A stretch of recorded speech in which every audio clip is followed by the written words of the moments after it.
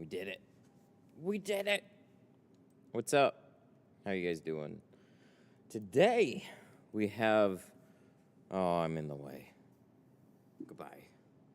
Look at that. Maybe I should just sit down here. Is that okay? Then you can see the car more. Look at that. Look at that car. That is a 22 IS500. Although I gotta say, there's one really funny thing about that. The backup camera looks the same as my minivan, which looks like garbage. It's got the 360. That part looks better. For whatever reason, their backup portion. I did a 22 Camry. I had a 22 Sienna van, 22 IS500. Come on now. They need to fix their backup cameras. But it's a sweet car. It's just really funny how that works. Another one. Lucas DW, Car Gang, Michael, Warlands, Garlic, yo. Oh, things are trucking along now. Remember, we were not busy. Then I said it just randomly gets busy, so I got stuff to do for the class tomorrow. Pretty much set up most of this place for the class tomorrow. Thursday, I got a charger coming in. Saturday, we got another one coming in. And then Monday, Tuesday, Wednesday are going to be blocked off for the class. So it's like we're filling stuff up, and now we're just getting busier, just randomly. It goes like this, and it comes back down, and then it goes back up, and then it comes back down. So we got to get a jump on this one. And by that, I mean just get started. So let me set up this camera. Doesn't look like we have to take out any seals on this one. It is different. It is definitely different from like the IS200 or 250 and 350. Up and down over the deep blue sea. Oh, it's a song I hear every day. We play a lot of nursery rhyme songs for my son. Class gonna be live? No, maybe parts of it will be, but it's gonna be. There's another sign up yesterday, so now there's 5 people that are gonna be here. It's gonna be busy. It's gonna be busy. So if I can do some, we will. But we need to have like a pretty much a direct purpose. Everybody needs to be set up practicing what they came here to do. And then we'll just see how the general air of everything is.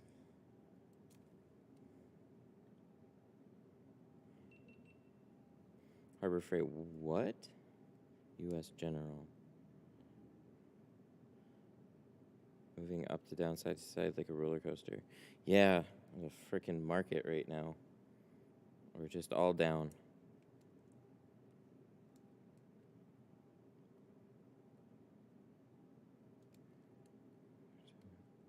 Oh. I just read the last comment.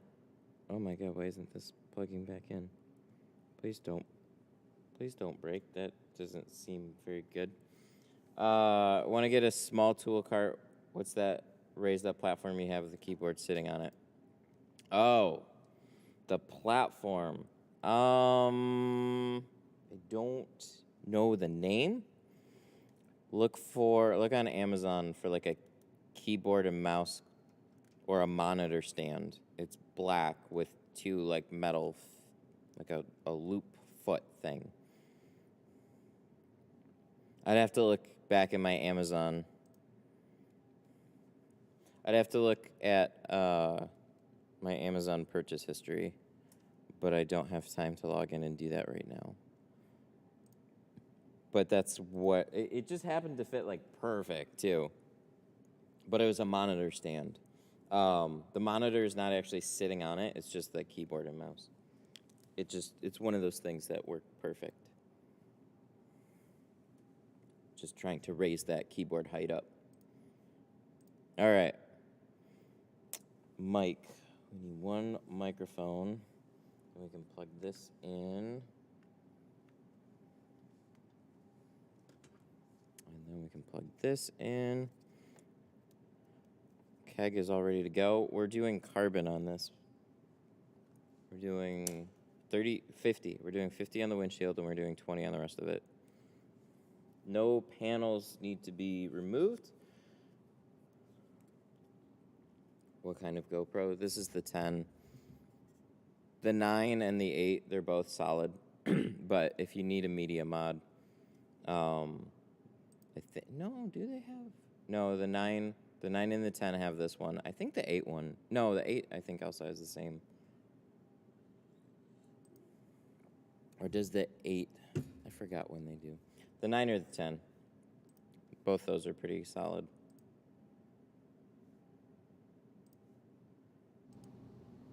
All right. Good? Good. Okay, let's get started here. The GoPro 7 is good, specifically the black editions. The 7 and the 8 are identical. The 9 is different. The 10 is different.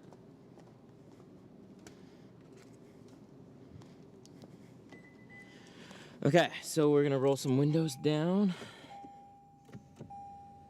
So with the 7, at some point GoPro changed their media mod. So they used to have this like plug-in brick for a microphone.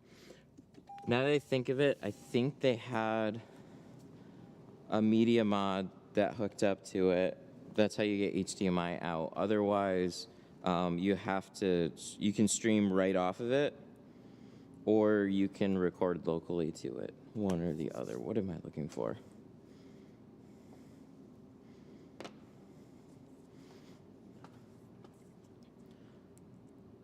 Super over dramatic Netflix Drive to Survive. Good way to learn though. Oh, is that a series on Netflix? I haven't heard of that one. What were we just watching on Netflix?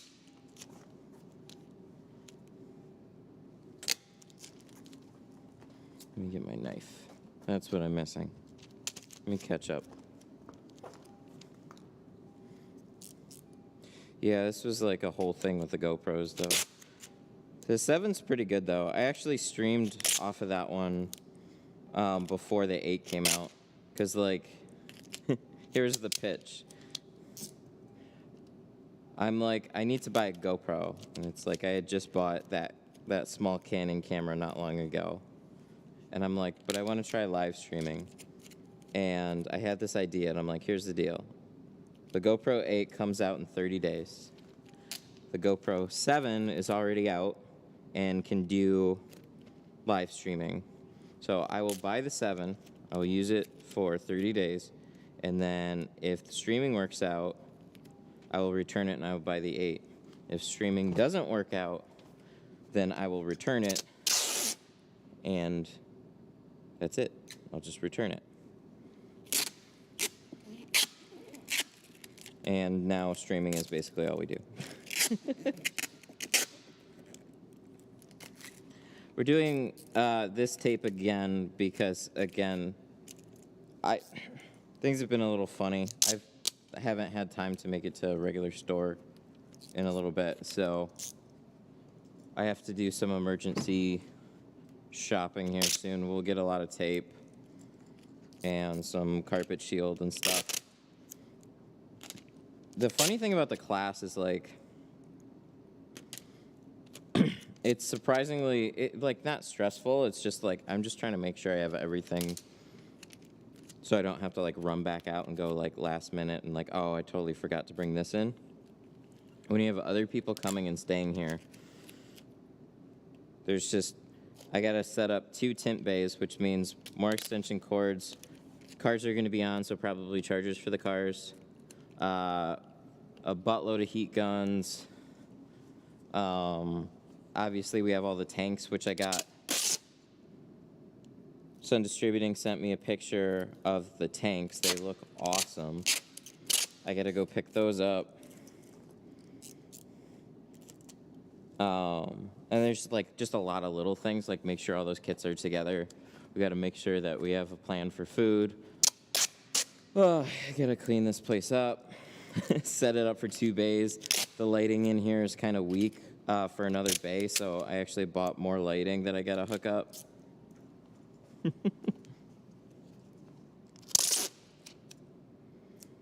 Oh, I was asked how I measure slip solution. I got like a little silicone measuring cup, but I don't really use it.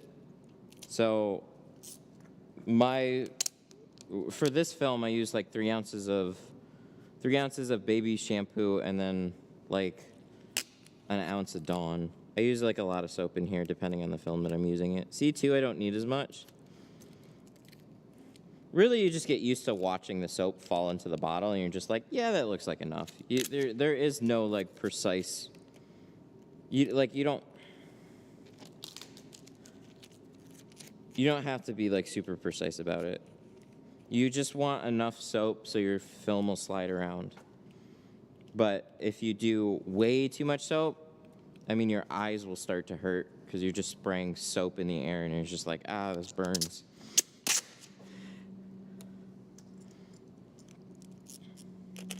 And then also the tint will keep sliding around for a little while.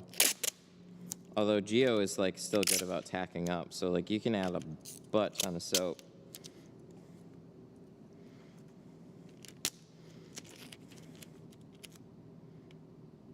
I have a pump and I use 4.5. Nice.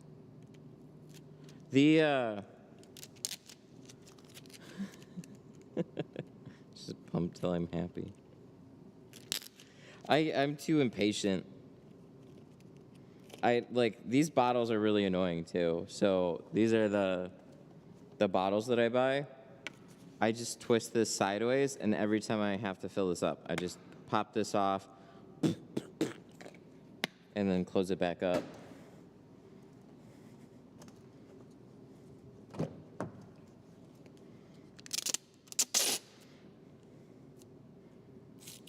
With the old baby shampoo bottles, you could just unscrew the top, but then they changed to those ones. And they made it more expensive, unfortunately. Still haven't gotten the Lowe's tape replenishers. No. I haven't made it to the store.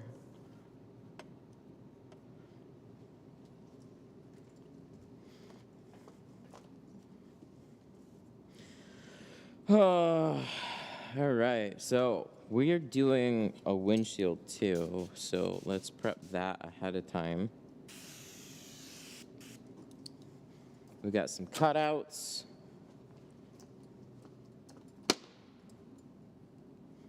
And stuffs. So, again, being another Toyota, it's got like painted framing, so that tape works really well. You know, I didn't even ask what tips were on those kegs, and I'm pretty sure they're fan tips. I might just have to buy cone tips for everybody, too. I don't know. I'm undecided about that part.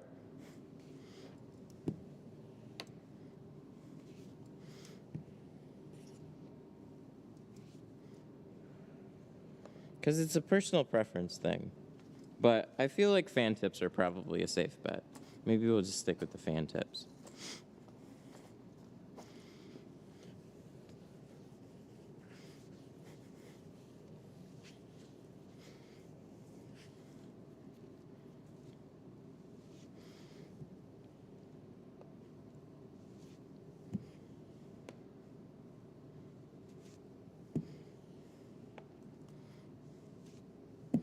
I think we might get them to try, yeah. Yeah, that means I'll have to get 5 of them so far. There was like, I figured, I was kind of counting at this point on 4, and then somebody signed up yesterday, which is super cool. And there's still time to sign up, so you never know. I'm thinking about it, I'm just like, I know I said 8. I might have to change it to, I think 6 is way more manageable. 8 is going to be very, very busy. 5 is already very busy.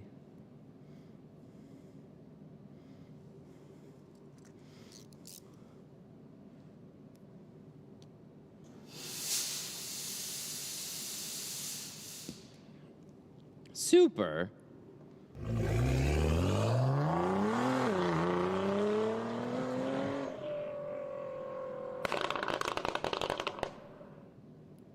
Daniel Rayner super chatted $9.99. Yay, Dan tips. Please, please, please. Salamat Kuya. Salutations to the great one and all.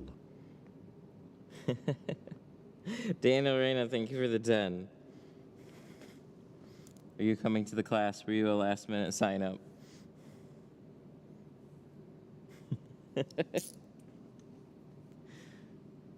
I mean, fan tips, either way, it'll be great. Fan tips make a lot of sense. I've been using them for quite a while.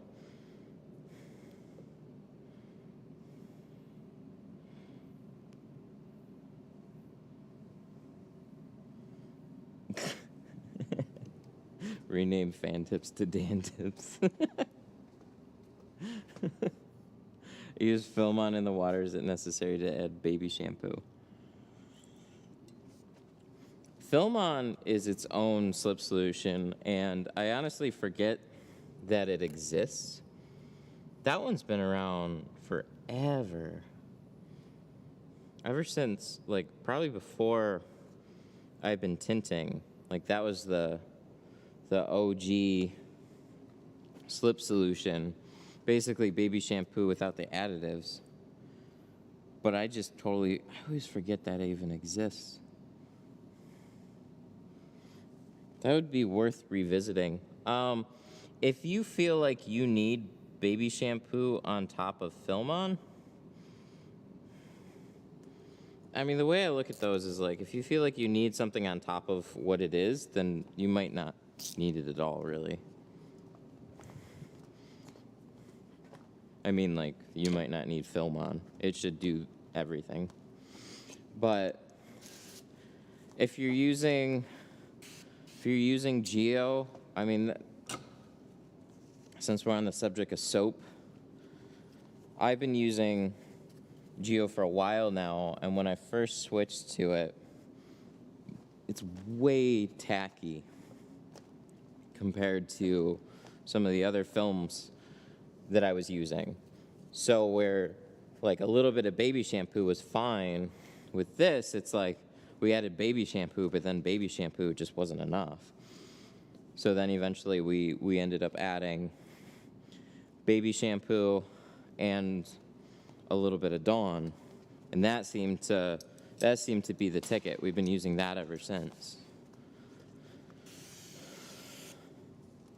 So it all depends on what you're using. Oh, that's probably good for it. Just fall over. Yeah, that's fine.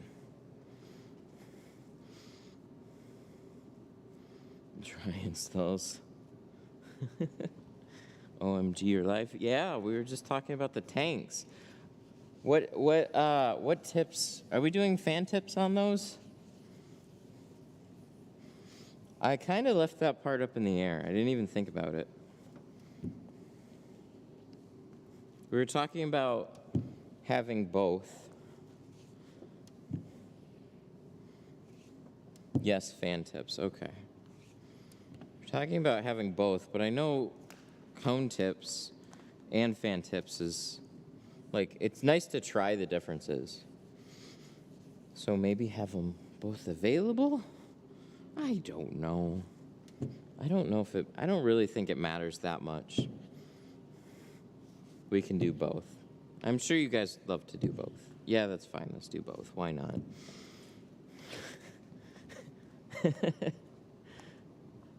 I like cone tips. I think it's one of those things. Yeah, for the first class and probably future classes, like we'll leave it up to the people. They can play around with both of them, and then we'll kind of figure out what people like best. And it's probably going to be half-half.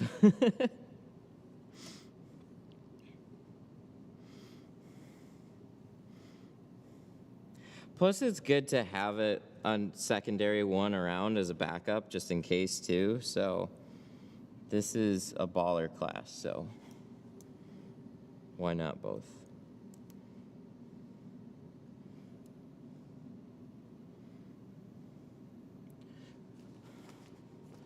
Cones promote too much water use. Yeah, I was thinking about that part. So I understand. Fan tips is probably the smarter one, and I probably just opened a big can of worms here. But that's fine. That's where we learn.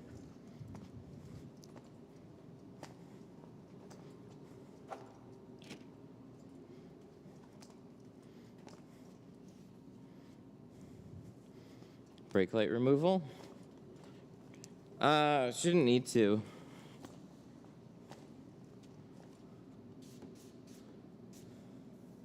No, you got plenty of room there. You got plenty of space for a bulldozer there. So that's what we're gonna do. We're gonna bulldoze it.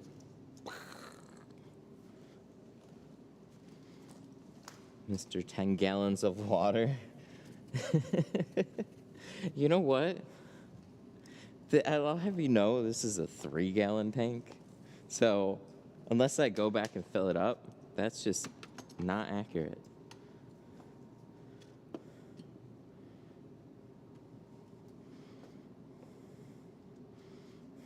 Mr. 10 gallons of water a car.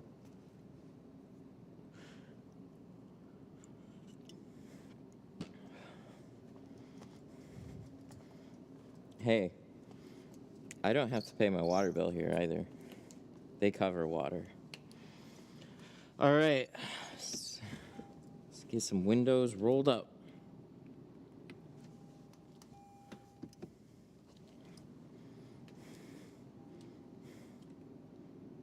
Whoa, why did it disconnect? Canon.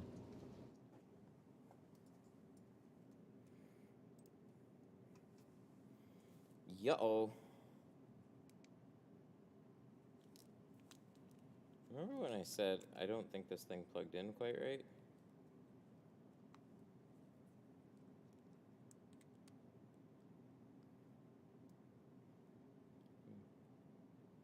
I think so. Oh, that went in way better then. Okay.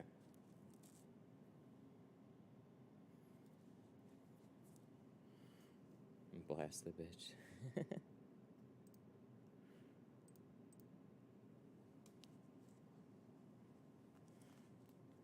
I use a lot of water as well. Like I said, this is a clean install, then I don't use too much water.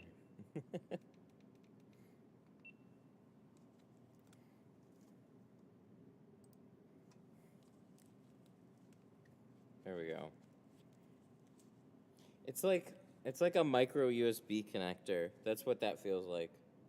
So sometimes it's fine, and then sometimes it's not. 4/19/21. Damn. Do you have like the Tint Studio archives? I mean, I know YouTube keeps them all, but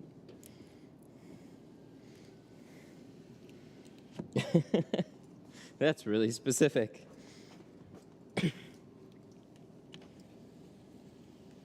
All right, so this one actually really straightforward. Like I can see the inside seal, but quite a bit there. And when it comes to the front doors, that's always the question on like these sporty Lexus fronts. This isn't like a huge amount of space here, but it is quite a bit more than some of their other ones, so.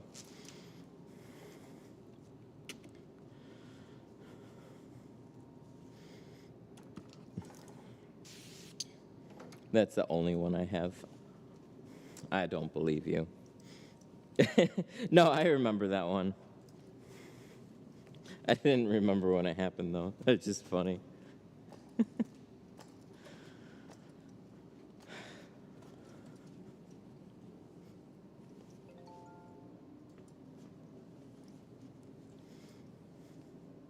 Nice, very nice.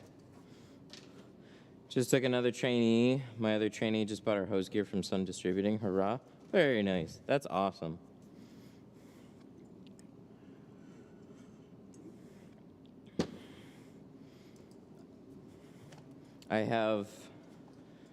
We ended up going with a similar design. Well, basically like the same front design as this keg right here for the class kegs.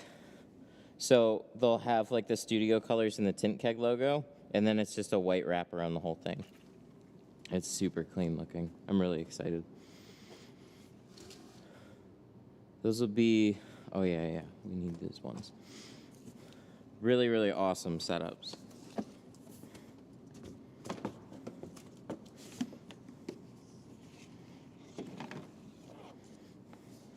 Show them the picture. Can you send it to my Facebook? Then I can pull it up on the computer. Or I guess I can show on the GoPro? Is that how that would work? Yeah, just send it to the Facebook, actually. Messenger.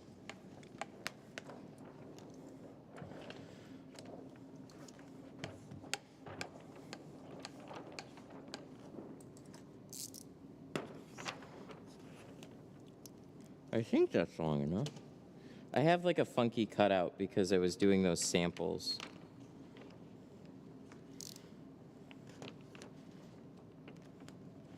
Those chocolate bunnies will probably be there for like another 6 months.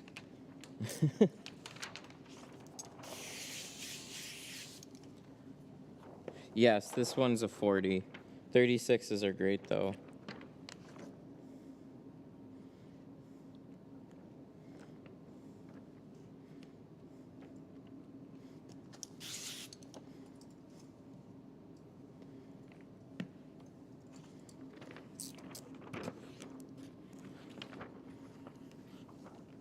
You guys ever get like dusty candy though? In like an Easter basket from like a relative? Or we've gifted candy before. And then I swear we've gotten the same candy back from family like the next year. It's like, I remember this packaging.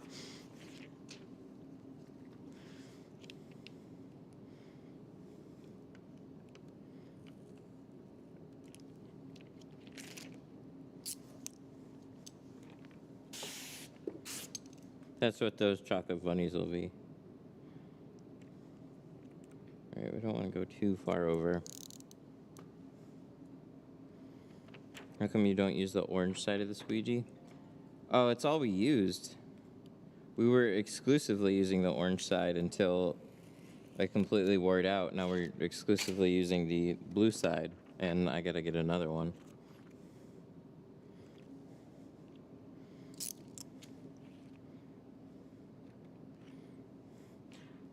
I don't think there's a point in switching them back and forth, though.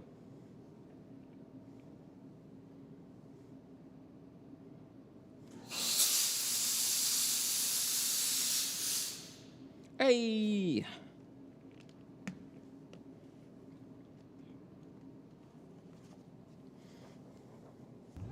Super. Super duper.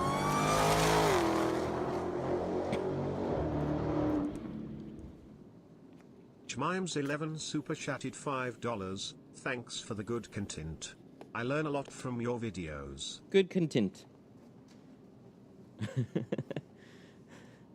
Canon. Mimbs11. Thank you so much for the 5. Thanks for the good. Oh, the good content. I thought it was just misspelled. Content. Totally intentional. That's great. I learn a lot from your videos. Thanks for the 5. I appreciate that. We put out good content.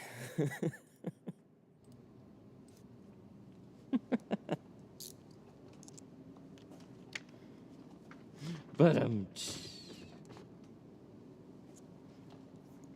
oh, I thought that was a serious question from before.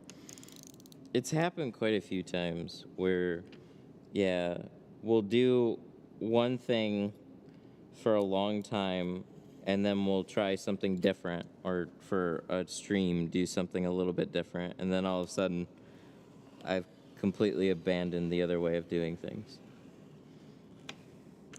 Why do you only use clear tape? Yeah. That's how it goes. It's like you're only allowed to do things one particular way, and if you ever change,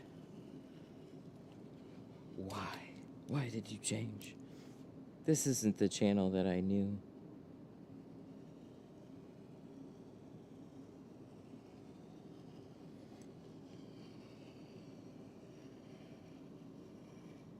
What happened to your black wedding band? Yeah, speaking of changed. No, we went to actually get her wedding band done because we didn't have like an official wedding band for her. We got like an awesome engagement ring and then did the wedding band much later. So when we went to get her wedding band, the guy that owned the jewelry shop is also a good salesperson, so they sold me a ring too.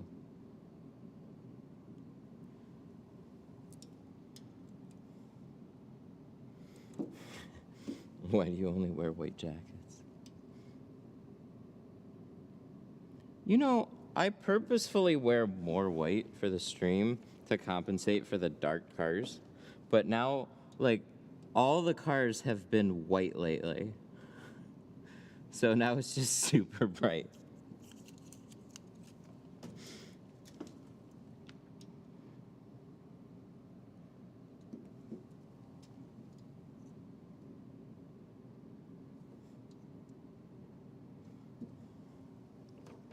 What about Lincoln? Is that good? I feel like this can be straighter.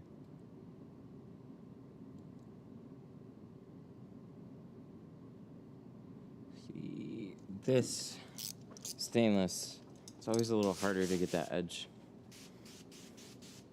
Have you ever tinted a Lincoln? Yeah, for sure.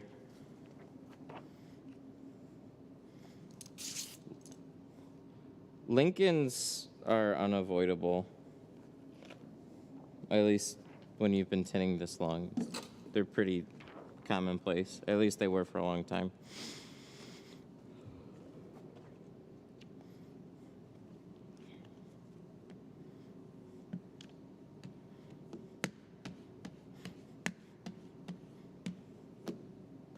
Continental.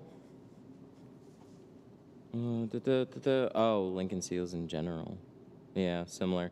This thing up here though, if you run into like a Crown Vic or the new Continentals, this thing is really handy. I don't know what it's called. I just have it. The tool guy sells these things. And I'm sure somebody in chat can say what it is, but a good seal puller.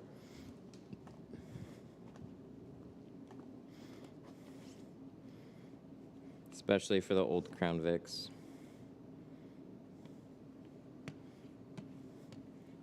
You know, these are a lot more rounded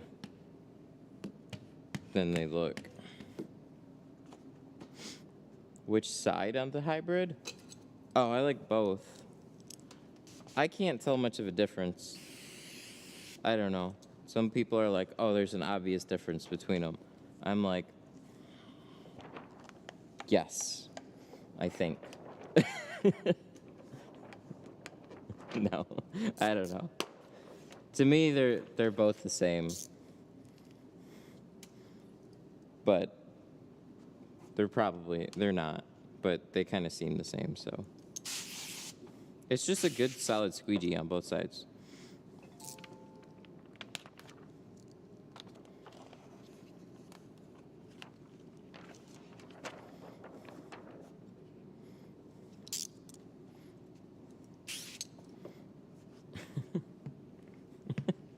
You guys are weird today. Coffee hasn't quite kicked in as much. You know what it is? It's the time change. This hour ahead stuff. I'm so happy that it stays lighter out to a reasonable hour now.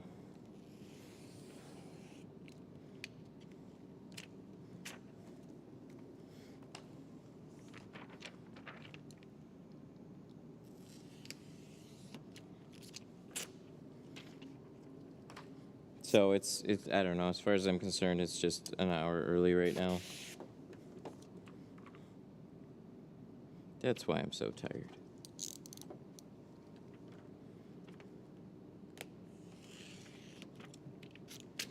Yeah, so with the hybrid, just use whichever side you like. You don't have to flip it around with every squeegee or anything. They just give you, like, you know, as an interesting idea is like, we have a lot of hardnesses, let's put two of them together, and whammo, you have the hybrid squeegee. It's honestly just whatever material that they're using is a little bit different than most of their squeegees, it seems like. This is a little bit smoother, where some of the other ones feel a little bit more rubbery. That's like they're not bad. They just have a different feel to them. So the hybrid is an awesome squeegee. Highly, highly, highly recommended.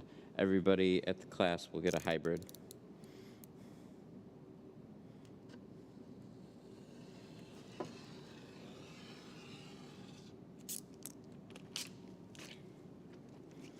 Would you be able to show how you shrink the corners when you get to the windshield? Yeah, sure. Try and give me a reminder when I get close to it.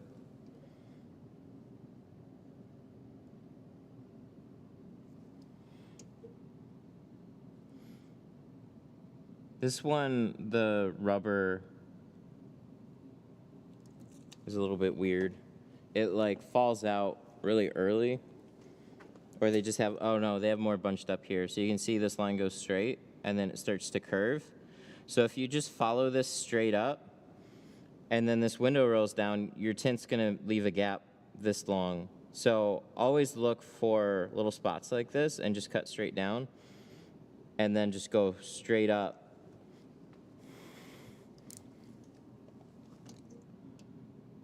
Where that rubber would be. And then when the window rolls down, you're not going to have some weird gap. Kind of like a bent visor. Those weirdo things that I don't see much anymore.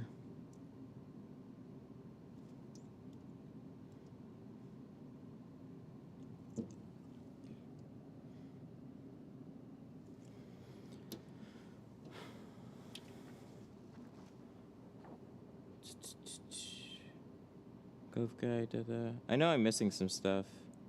Would you be able to show how to shrink the corners? Somebody asked about like an MKT. I know I've tinted a couple. MKT was a real oddball Lincoln.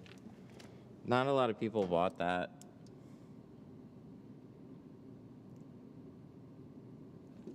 So I remember doing like a handful of front doors on those. I've probably tinted one full one, but I didn't get many MKTs. It was all like the MKS, MKZs, MKX. MKT was an oddball. Lincoln really frustrated me too with that whole lineup. Like everything was like MK. The MKX, the MKT. It's like, stop. So when somebody would schedule like an MKZ, it was like, yay. And then somebody scheduled an MKS. It was still fine, but it was less of a yay. I always like doing the Z's a little bit better. They're easier. You're the best tinter. I learned tint from just watching you and trying over and over. Finally got it down. Hell yeah, that's awesome. I appreciate that. That's what it takes, though.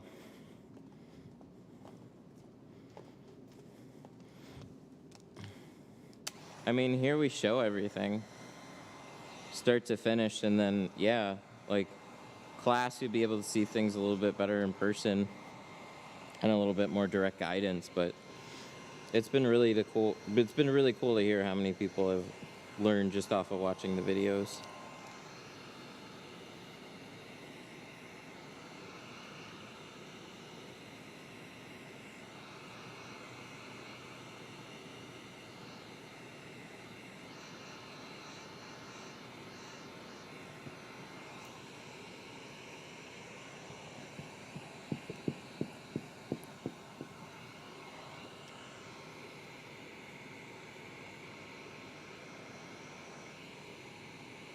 So did you all see my TikTok?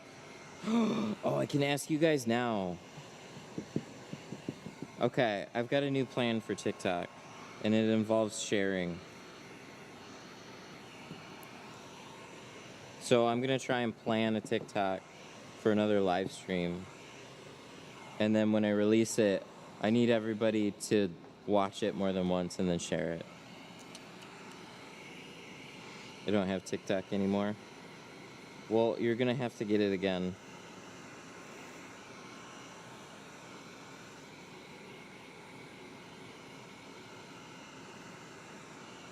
Sharing helps boost things a tremendous amount. I mean, I can focus on just making good videos. I have some other ideas. I want to do one with ceramic tint compared to regular tint, as far as like, is ceramic tint darker than regular tint? Because that's a question I get quite a bit from customers.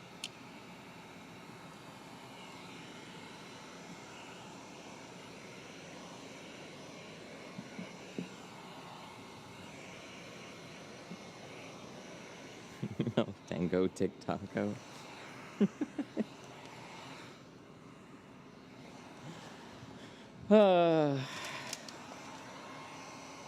Well, I gotta keep my profile up until maybe, hopefully one day I get a stream key.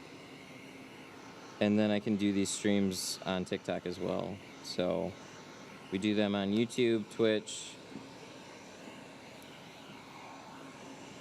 So I would really, really, really like to also do them there. I think it'd be super cool. I can just turn on my phone and do it that way, but it's not the same. Not unless I can figure out how to like wire up a cell phone camera outside of the cell phone and then keep it in my pocket or something. And then have two. Yeah, see how curved this is? This is surprising. This doesn't look like it's this bowed. So when you shift this down a little bit, for little windows, those are big fingers.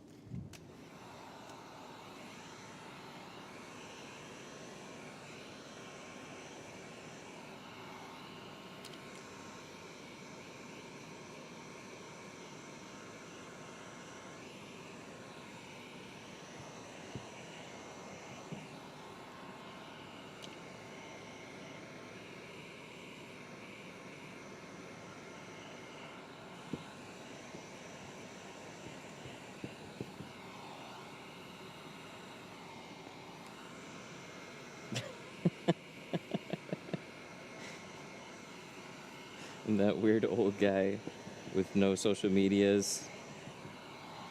I hunted down this YouTube thing for the streams and Sun Distributing. Nice, man, that's really cool to hear, actually. See, the thing is, though, in this day and age, like, if you've been around for a while, like, your rep will speak for itself, and you can always build a business outside of it. But it's just another way of marketing, and the most modern, normal, efficient way of marketing. And it's fun too, so.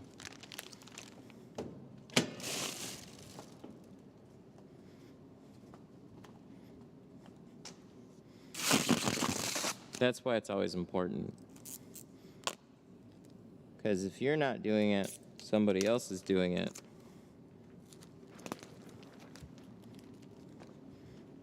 And when somebody else is, and a platform explodes, well, you missed the boat. That's me right now.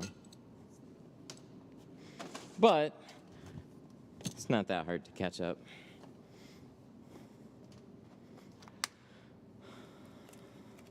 I got the YouTube login 13 years ago. I last logged in 11. Really? I still have to log in like all the time.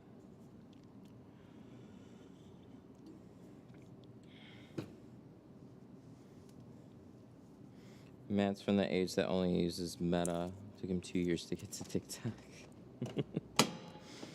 Well, like, I was too.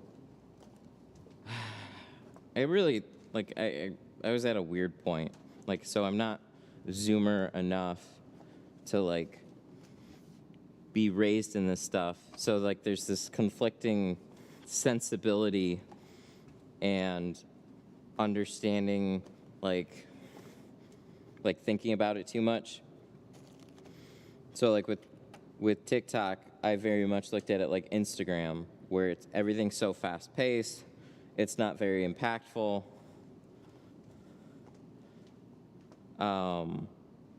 So I didn't take a close look at it really, and then when I did, I was like, oh, it's actually really strong. It's just in a different way. It's still fast paced and everything, but there's the right type of thing that you can do. Oh, is today Tuesday? Meta. Oh, the whole meta stuff? That makes literally no sense. Dude, I've watched a handful of videos about the whole like meta thing, and like I was really trying to look for a perspective on how that whole meta thing actually makes any sense whatsoever, and it still doesn't. And everybody else is like on the same page. It's basically like Facebook is trying to make some sort of VR world where everybody lives, and it's like some sort of like utopian connecting place, but like video games are a thing, so it's kind of like everybody already has their own world, so don't really know what you intend on doing with this one.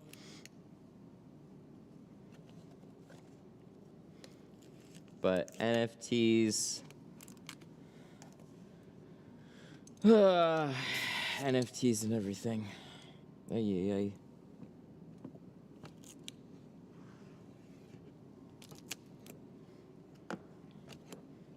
It's confusing because there's lots of money behind it all, but I don't know if anybody really understands any of it.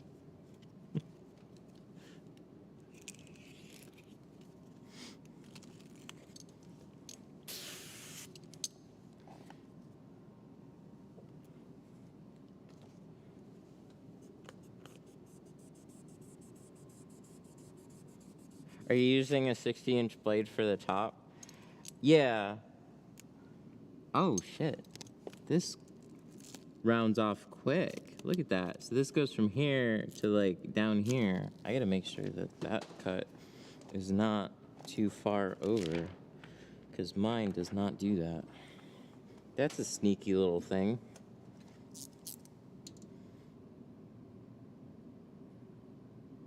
Something like that. People are buying plots of land to live next to celebrities.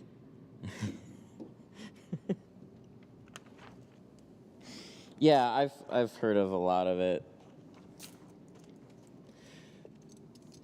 See, yeah, it just doesn't make much sense right now.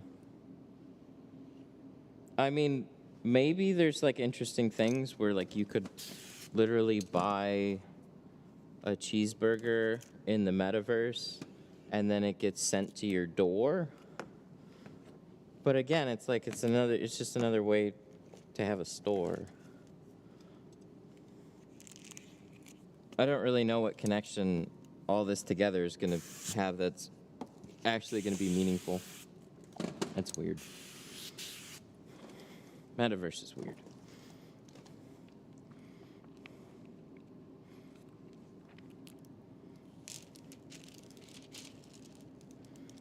I have a VR set too. And like they're fun for like an hour and then they just get annoying to wear. So like wearing them for long periods of time has been really obnoxious.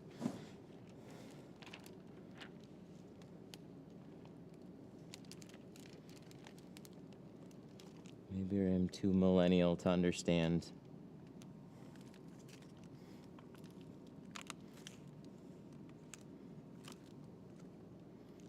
It's just throwing a lot, like, I don't know. It strikes me as just throwing around a lot of futuristic terms in a way that, like, gets people all, like, VCs all hyped up because they don't really understand it anyways. And the next thing you know, everybody's throwing their money into it, and, like, I don't know, but it's Facebook. What could go wrong? I have no idea.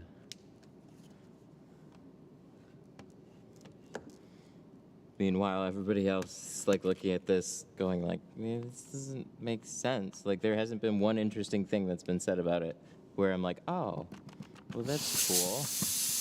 That makes me want to join.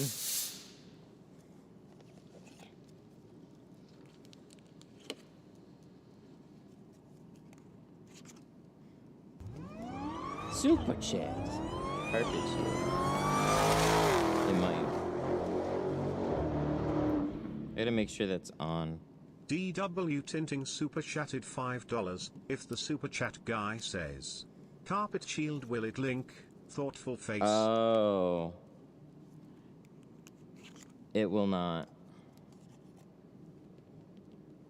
Because it doesn't play it over speakers. I mean, you guys hear it, but it plays over as an alert.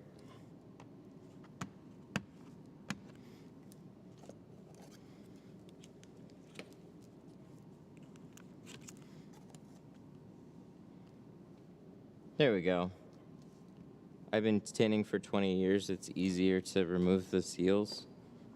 Yeah, I've been tinting for 14 years, and it's easier for me to not. So everybody's got their own.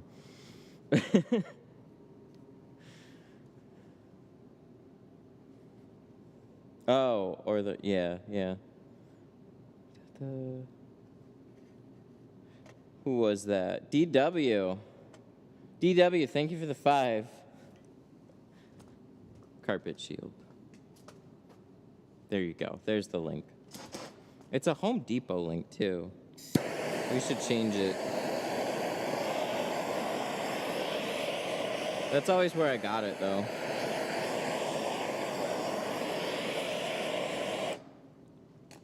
I always picked it up from Home Depot or Lowe's.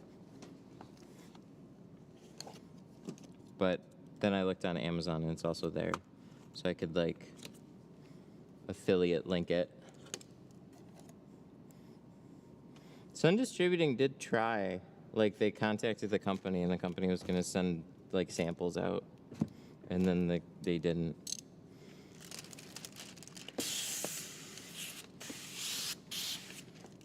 But it's also got to make sense for everybody, too. So it's a big item.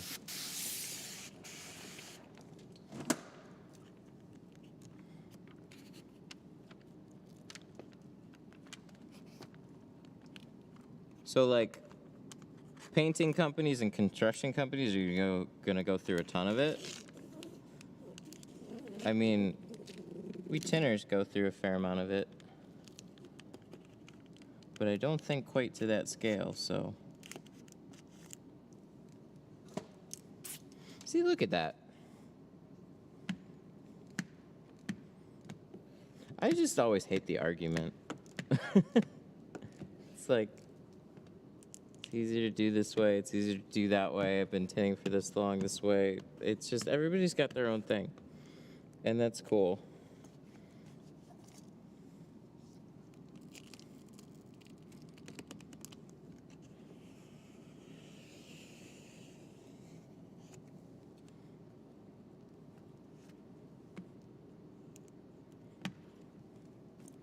I saw you on TikTok. Whoa, thank you. Yeah, we started that like a week ago. I appreciate that.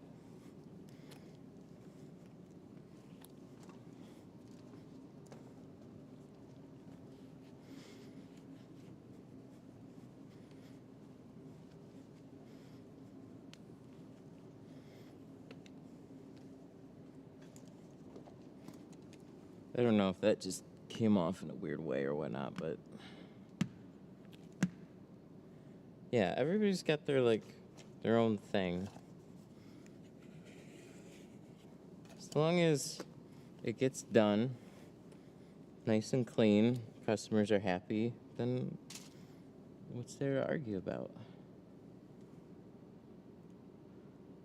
If this was an ES 150 or 250, yeah, 150, 250, 350, I would have popped the front seals out.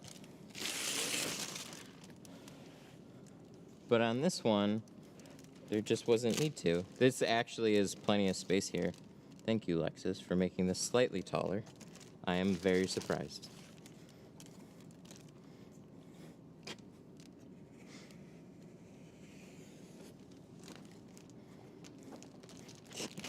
Okay, I get it.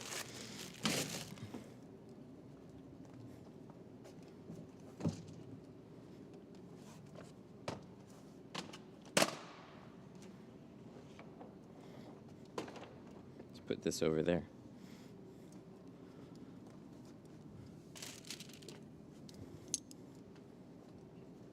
I top loaded for 15 years until I saw the light. I get it, and I've seen it, and I've seen people do it very well in person, and it makes all the sense in the world on quite a few cars.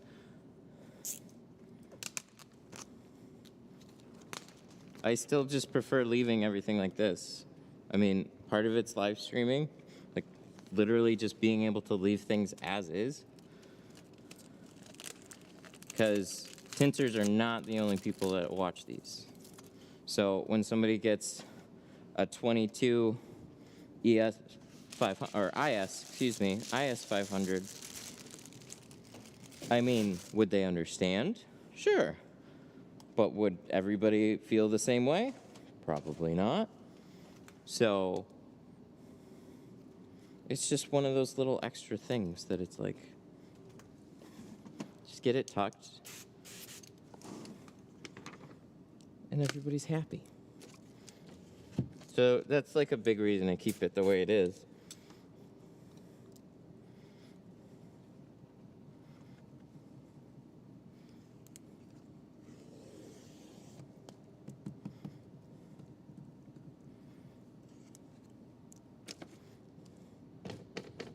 Yikes.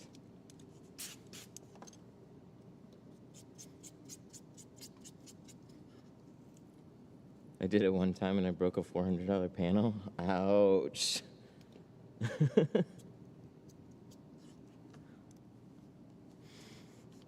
Yeah, I talk about this a lot. It's risk to reward here. If a car is relatively, like, more often than not, if a car is simple to remove the panel, in most cases, those cars are also easy to tint as is. So I never really saw a trade-off there. It was just kind of like, okay, well, it's fine to tint, and it's fine to remove the seal, whichever one you prefer, that's fine. So I just keep doing it this way. If it's way difficult to tuck it in, and it's not too hard to remove the panel or the seal, then yeah, that makes all the sense in the world to remove it. And we do that from time to time.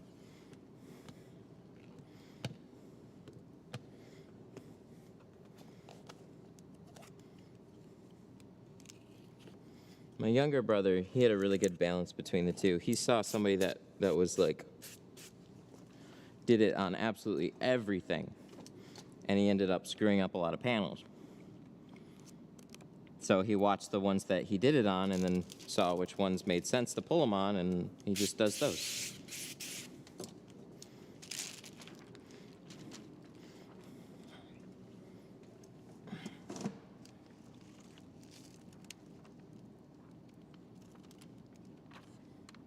What film? We are doing 20% carbon on all the sides and the rear, and then we're going to do 50% on the windshield. So that will be coming up.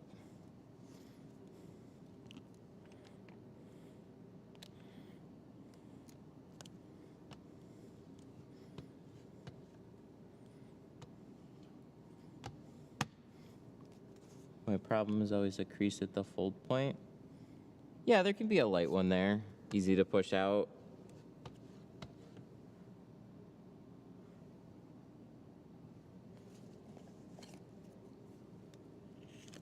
Nothing that can't be 100% invisible, though.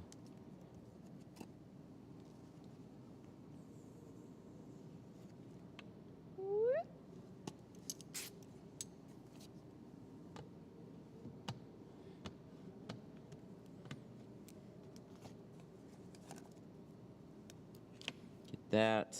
Get that. This one is sliding nice. Probably put a little bit more soap than we needed.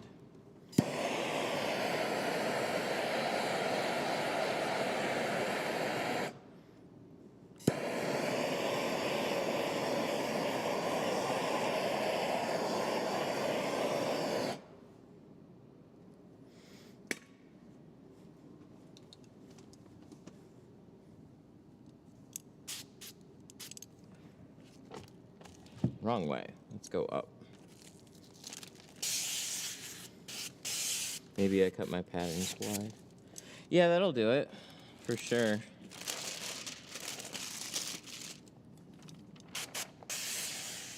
Ones like these are way easy on the sides, though, to go wider.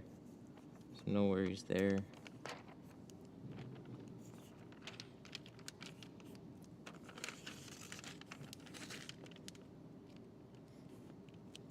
Corvette. I had somebody that was interested in scheduling a C6. He never left a deposit. He was pretty, at least I don't think.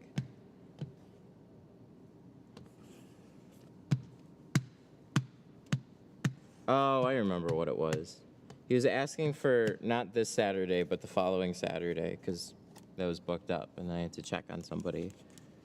And then I called him back, and he said, okay. Well, I might book. I don't know. So I'm happy about that one.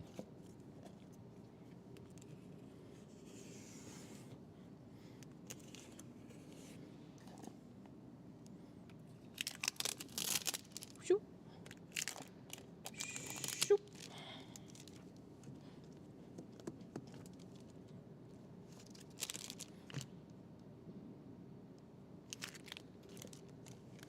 Looking good. I'm gonna cut the quarters out on the plotter. They should turn out really well on this. These, I think these are, maybe spoke too soon. Should be all right. It's a little tight up there, not bad. The bottom's easy though. Just get that cut right. Corvette removal is similar to Camaro. Well, I'm sure it wants to remove it. Never remove seals on frameless. I mean, seals on frameless, they can be annoying too. Depends on the car. Sometimes I wish they were out of the way, because what I would do is I would shrink like a full Corvette window, and then I'd forget to let it sit for a little bit, kind of let it cool down. So then it was really warm in this area, and I try and tuck it, and it's kind of stick here, and it was super frustrating. But I let them cool off a little bit. Chroma key. I have to set it up in the browser. Everything would just be black right now. I have to get that stuff going. Chroma key's fun though.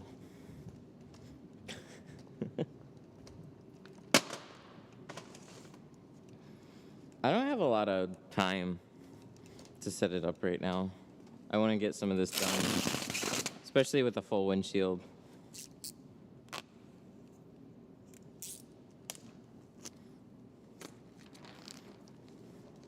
We're making good progress though.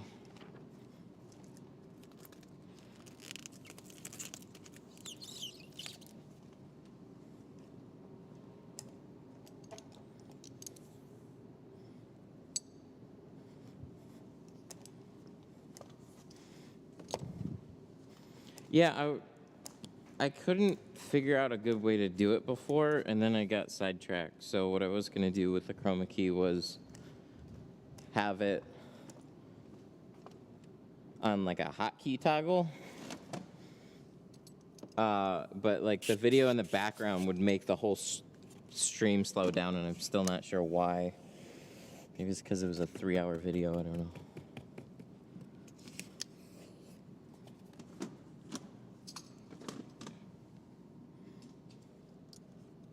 Oh, we gotta round this one too, a little bit.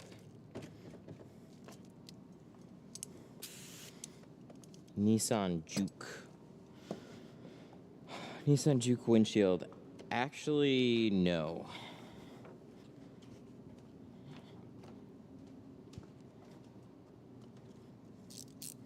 I think I've only done, I don't even know if I've ever done a Nissan Juke.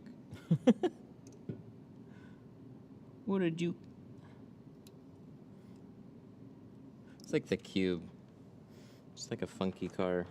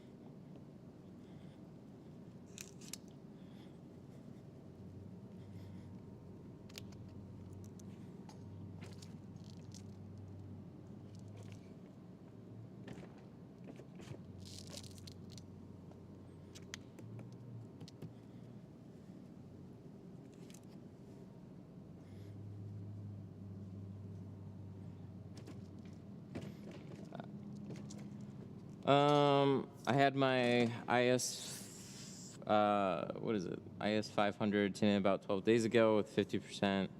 I see a couple bubbles here and there. Is it worth going back to the installer? Well, they're probably not going to go away at this point. Bubbles are one of those things where, like, you'll see lots of small water pockets in the beginning, and that all dries out. White speckles or white bubbles, those don't go away. So if they annoy you and you want them redone, then yeah, definitely go back to the shop. There's always going to be something small that you don't like that you'll find. But that being said, there's definitely like limits to that. And once you see it, you don't unsee it. So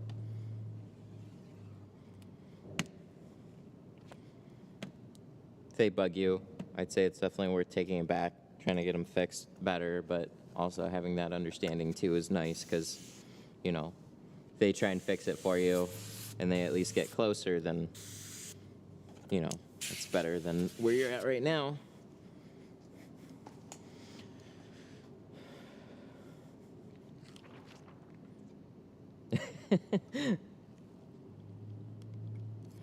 Oh, you're welcome.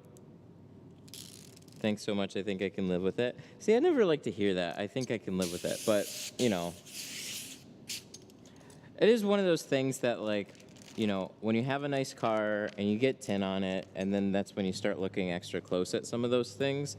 And really it is. Like, when you notice it, you're just like, ah, if only those things weren't there. It's really hard to, like, not notice those things.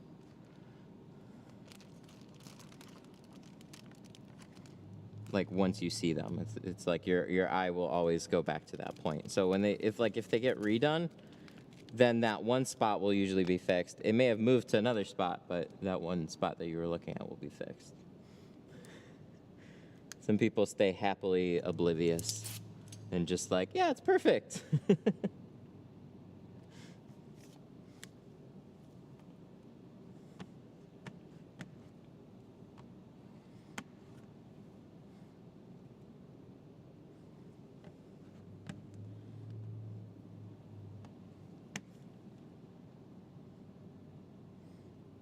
Yeah, they're likely they're not going to get worse. It's like it's kind of a shocker in the beginning. The spots they're literally just usually dirt speck spots that had water in it, hiding that dirt speck. And then as it dries out, all that's left behind is a void. And that's what you see around that dirt speck. So it's not going to bubble up and get worse.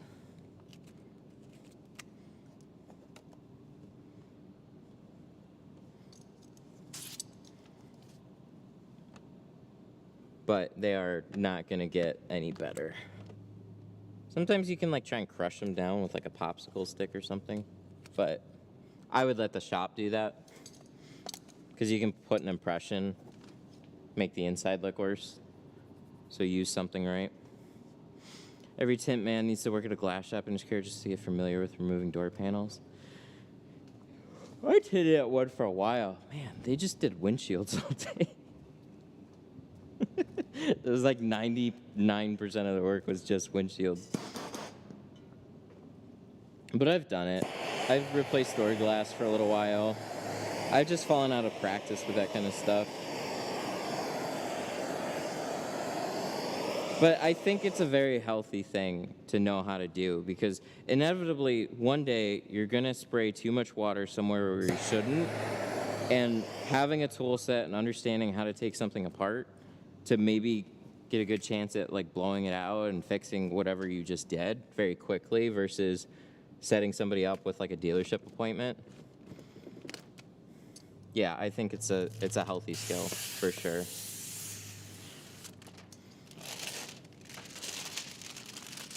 Because like working around cars, creating your own problems, knowing how to fix them is yeah, it'll save you a lot. So I wish I was better in practice with all that stuff.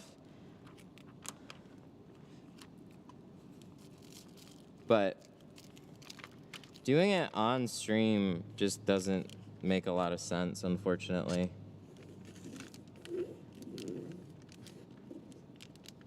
Especially like when something goes horrifically wrong.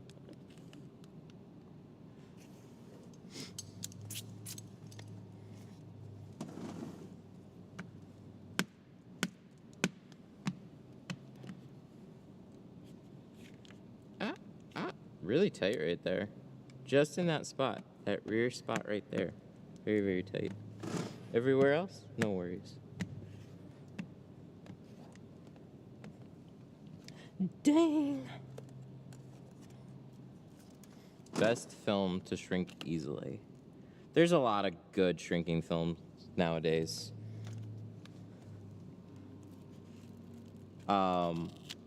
Really anything from Geo's lineup is great.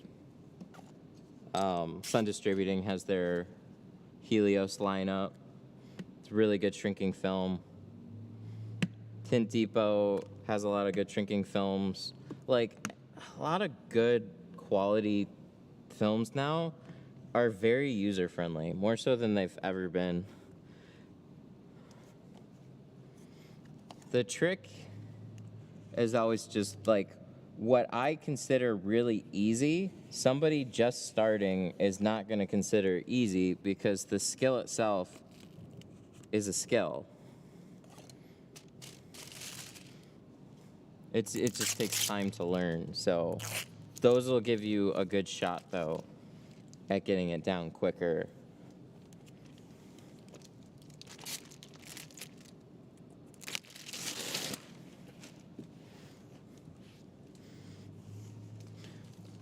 Oh, so I was looking into... Thank you so much. Oh, you're welcome. Why are you yelling? Loud noises! So I was looking into renting a car for the class, and I was going to rent a couple of them, but I'm pretty sure I'm going to have to sacrifice the Blazer for one of those days. Do you guys know, renting a car around here is like damn near $100 a day for like a regular car right now.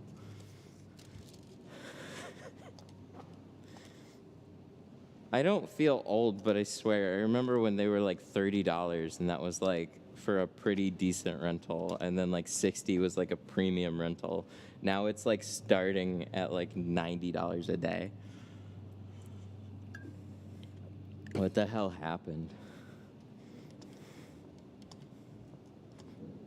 So it actually makes sense if I do the classes monthly to just literally use a lease as a practice car for the month, because I'll be paying the same price out of 3 days than I'll be paying for an entire month.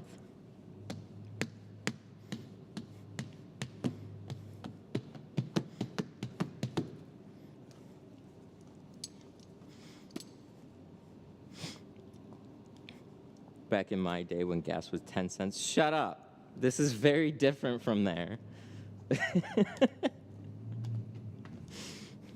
This is different than that 10 cents a gallon's bullshit, okay?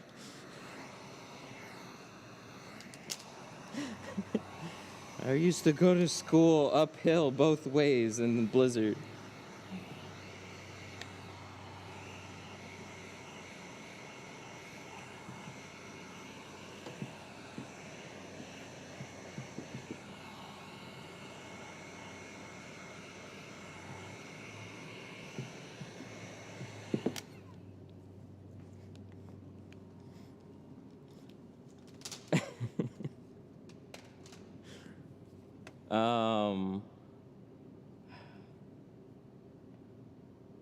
She said, what's a better option? What's a better option other than Lexus? Everything. Really, Tint Depot has a couple more economic films. Look at their like 5-year dyed film. Up from there, Superior Charcoal, and then you're in line with like Geo, Sun Distributing, and a couple other ones. But those are just good films entirely. You got asked about the car being tinted. Chat's really busy. It's hard to keep up with it. Why don't you do below 35% windshields? It's just a personal liability thing. I think 20% looks awesome. It's not all that hard to see out of either, except for a couple of scary times when it really matters. So it's just as a shop, what you end up feeling comfortable with. There's people that are just like, yeah, no cash, no receipt. I'll go as dark as you want. I don't care. And that's fine. I kind of look at it like a bar over serving somebody. You know, there's just bars can be held responsible for it. You know, if I do 5% on a windshield, there's a chance that can always come back for me. That being said, we do like 5% on side windows, but that's just like part of the culture. So I don't know. I don't have a great answer other than please tint responsibly. That's my little bit of responsibly.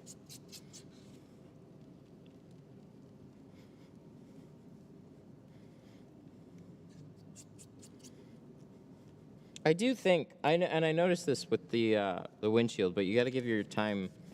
You got to give your eyes time to adjust. When I did 5 and a couple other things on the windshield for that video, if you did the whole car super dark and gave your eyes time to adjust, then I think it'd be okay for most situations. But I'm not gonna do it. I've only lost like a couple of clients off of it. Not exactly people that I was sad to lose, though. See, I don't get that question. Like, I just don't get that question from most of my clients.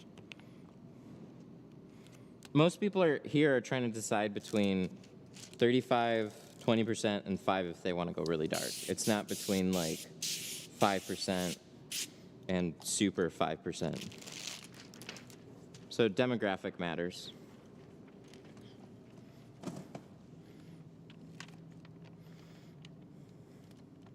Where did you get the plastic? From the hardware store. Lowe's, Home Depot, Amazon. It's carpet shield, sticky plastic. Although Amazon has a really good one that I think, oh, I gotta order that stuff. I think I'm gonna just have to buy more carpet shield. But next time I remember, I gotta order some stuff off of Amazon. Haas from Extreme Shades found a really good one. It's a little bit thinner and still pretty sticky, but peels clean. It's like Bob's Carpet Protector or something like that on Amazon. It's really good. Carpet Shield's a little thicker, and so like if you're using it for walking on, you want it to be a little bit thicker and more durable, but we're just layering it over door panels, so having it thinner makes it a little bit lighter, tacks a little bit better to certain things, so it contours a little bit easier. Small difference though. Would you recommend 20% all around on a Silverado or 20% on the front and 5 on the rear? 20 on the front, 5 on the rear, is also doing 35 on the windshield. 20 all around on a Silverado or 20 and 5 on the rear. Well, the rear is a factory privacy glass, because in that case, I'd probably just stick with doing 20 over it, because doing 5 over the factory privacy glass is going to make it like stupid dark. And it's a big contrast between the two, where 20 or 15 over it is going to bring it down to like a regular 5%. Yes, factory on the rear. Okay. I would do 20. 20 over it. 20 on the fronts, 35 on the rear. That's what I would do. That's my personal preference. The only decision, like either way, you're not going to be able to see in the back. The decision that you just got to make is like, do you want the inside to be like stupid dark or just really dark? And if you're like, yeah, I want it stupid dark, then just go for it. Oh, we were so close. It shut off. Totally up to you, though. Ba-boom. That's all we needed.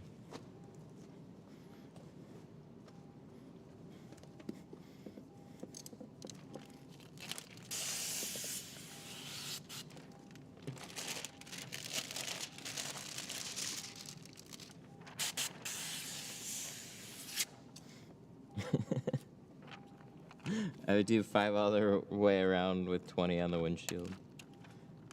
I get it. I mean, you're talking to a guy that's got 50 on most of his windshields with 35 on the front. I really like 35 or 20 on the front with 35 on the windshield.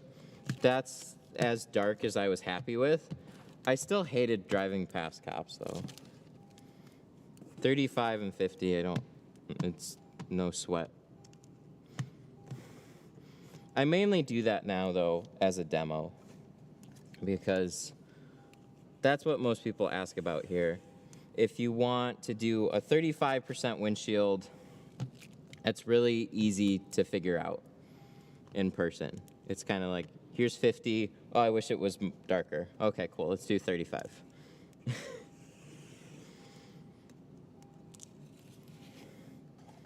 Because for most people, they're trying to decide whether or not that they even want to go with a light shade on the windshield, or if they are sure on doing the windshield, they're not sure how dark 50% is on the windshield, which it's not really dark.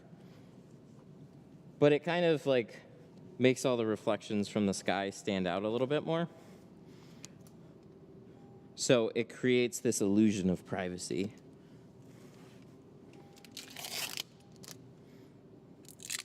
So as a demo car, most of the time, 35 on the doors, 50 on the windshields, factory 20 on the back. Gives people good options to kind of pick from. That's been helpful. I did my first tint yesterday, 5 in the back and 20 in the front. Lexon, since I really wanted to practice using cheap film, I don't want practice on quality film just yet. Well, if it went well, that's awesome. Glad to hear it. I never understand asking people, what do you think I should do? It's like asking somebody, What do you think I would like? Should I know? Yeah, and it gets kind of tough. They just want like a professional's take on it. So I don't try and point people in any particular way because I don't want them to go like, yeah, you know, you suggested it and I just think I should have gone darker. I try and listen for kind of what they think they're looking for, and then I show them those examples.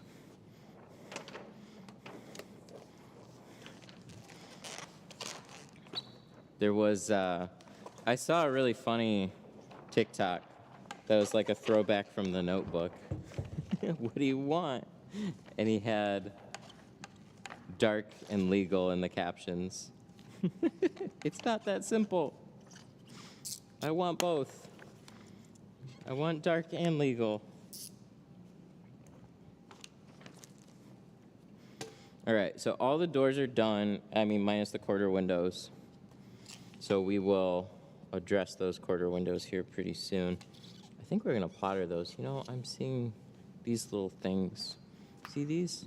These little creases here? Just from mishandling the roll. We'll put that up a little bit higher. Yeah, the t-shirt, dark but legal. It's a really common thing. I don't get it a lot here.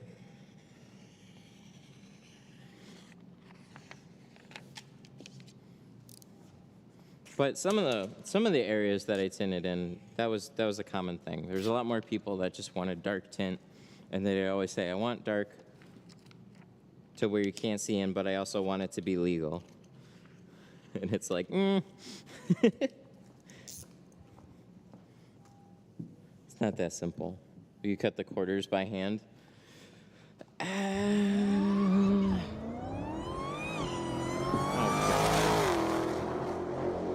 Oh, or explain how. Well, I wouldn't mind doing that. Swallogang super chatted $4.99. Can you hand cut those quartz for educational purposes or explain how at least? Swole gang! Yeah. I think I'm better at this. I remember this. I'll use the heat gun for the rest of it. I haven't used the torch in a while. I was just sitting there. Swole gang with a 5. Hand cut the quarters for educational purposes or explain how. Yeah. More than likely, explain.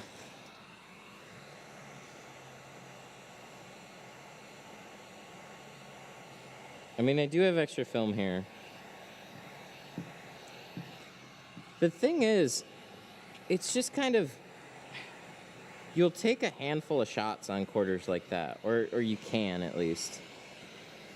So it's nice to just have a handful of patterns, and that's what the plotter's so good for. Cutting the corners is really like, you kind of have to walk back and forth a couple of times. So really, I'll just put the pattern on here, and I'll kind of just cut around the whole thing. Sometimes I'll cut one side, shift it over, and then cut the rest of it so it's like a little bit wider. But, hang on one second. Canon.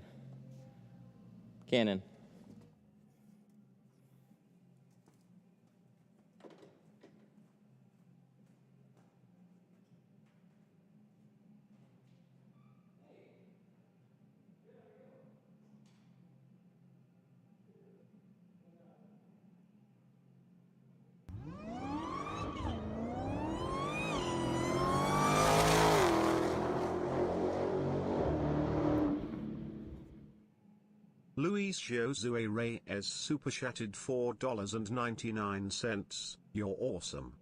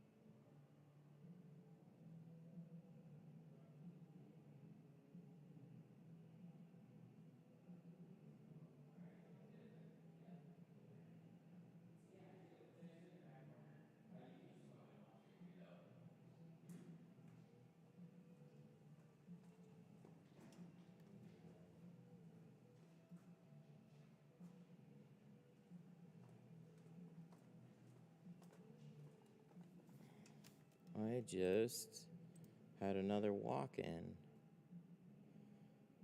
appointment. Oh wait, I gotta block time. Let me do that. Our actions. Oh wait. Oh, block time. It's literally there as an option. Cool. So 10 a.m. to...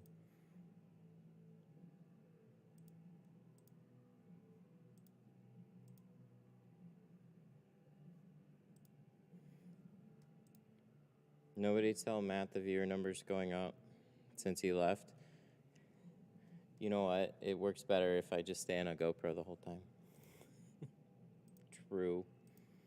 That ride is fresh, isn't it? I think there was a super chat here. Lewis with a 5. You're awesome. Thank you so much. No, you're awesome. I really appreciate that. I'll get out of the way of the car. That's the main star right there. People just want to see the car. I should probably just stay off camera entirely, and then like when I start the streams, I'm just gonna be gone. Like this. And then you guys can just think the car is talking. Oh, that's actually a really good idea. GoPro. Okay. So we got the rest of this to do.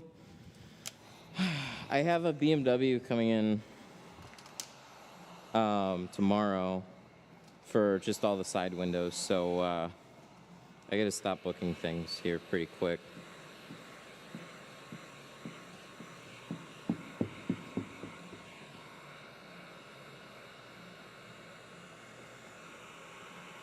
Yeah, this one is waiting. But we've tinted his Focus RS a little while back now. So he got rid of that and then got this one, which is pretty awesome.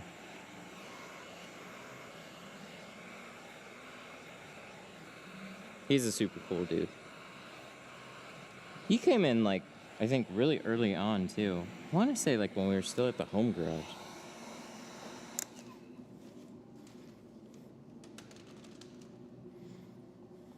So yeah, with the amount of work that we're doing on this, I have a windshield strip coming in after this too. I just wanted to kind of keep things moving along. I'll sit in front of the computer. Next thing I know, I lost an hour.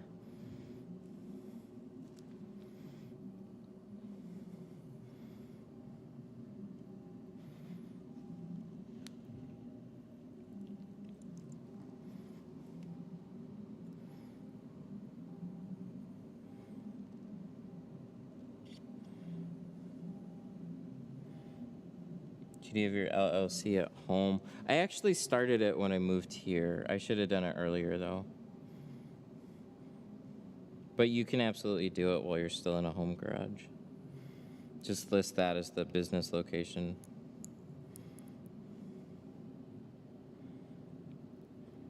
It's not a scary thing to do. It's just something that you should do. Yeah, they're still working on the floors as far as I know next door. They had like a lot of scraping and stuff to do. I've driven by and had some peeks while they've been working on it. Oh my God, it's so much better though. So like a big problem at this place early on was there was a hookah distributor next door. So like there was this, when I moved in here, I noticed like there was this really weird smell and I thought it was from like the painting or something, and then it just didn't go away. And then I'd come back in, like I'd leave the garage door open, I'd come back in the next day and the smell would be stronger, and I'm like, what the hell is that chemical smell? And the dude, the landlord, was like, oh, no, it's not a chemical. It's just there's hookah distributors next door. And I was like, oh, fuck.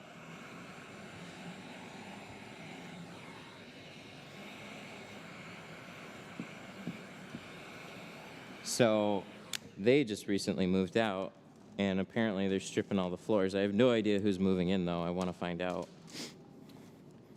But right now they're just redoing all the flooring next door, which is probably great because that'll kick a different smell, help clear it all out.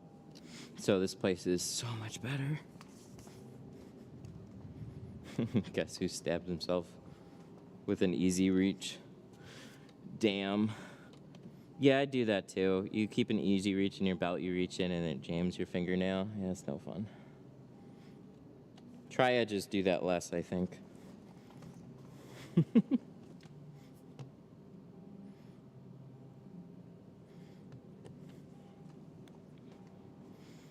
Curry distributor, yeah, hopefully not.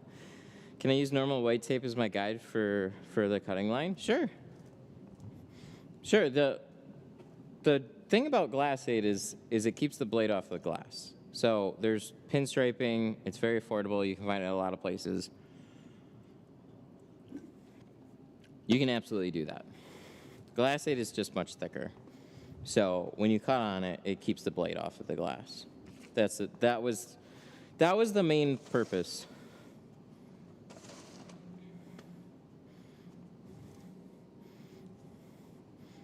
Just get that barn dominium built and run with it. Oh, I wish. Not anytime soon. I'd have to move farther out for something like that too, I think. You know what I've heard? I've heard a lot from people getting their own places built too, and it's like, depends on where you get it built, but it can be a huge pain in the ass because you can have it built in a city, like everything's got to go with the city. So like city will have certain guidelines of like, you know, you can be on your own property, but that doesn't mean you can build it. Like I heard something as absurd of like they can't even have it facing the direction that they wanted to have their house facing because the city wanted it to face a different way. And it's like, wow. Get something built on your own big piece of property and you can't even make that decision. Like that's how screwed up some of this is. So I think some people are just like really lucky and they don't even necessarily realize it. But depending on how populated of a place you live in or just like the city you happen to be in, you can have a lot of restrictions on what you're doing and just random holdups. I saw, there's a really good show, Clarkson's Farm. And then I was watching Richard Hammond's, his Richard Hammond's Workshop. I watched both of those shows. And just the sheer amount of red tape that those guys get over really dumb things.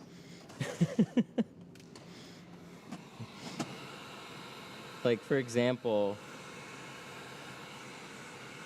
Jeremy Clarkson wanted to build a small farm shop in the middle of the pandemic just as, like, something to have for their farm. And it was just like, he then had to get approval from all the neighbors that it wouldn't have any type of long economical impacts on everybody else's small businesses too. Like it went really far. Months and months and months of slowdowns just for like simple approvals and red tape for everything that he sold. Detroit Tax Studio. Oh no. That would be so bad. I don't even know how I've been asked like a couple times about taxes. Like, y'all do taxes? Excuse me? Y'all do taxes? I'm like, I can't understand you. No, window tinting. All I can assume is they told their phone to call a tax place. And then it called me, and then they just start yelling at me over the phone.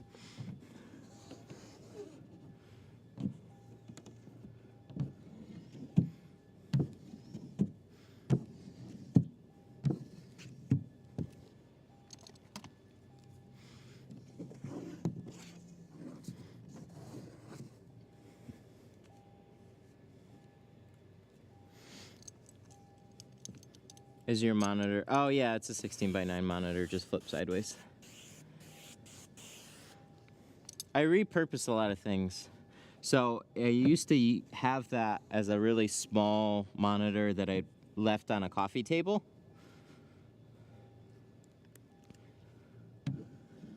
As a way to like edit video in the family room. That was nice. And then when I moved everything here, I just grabbed it and used it as a secondary monitor.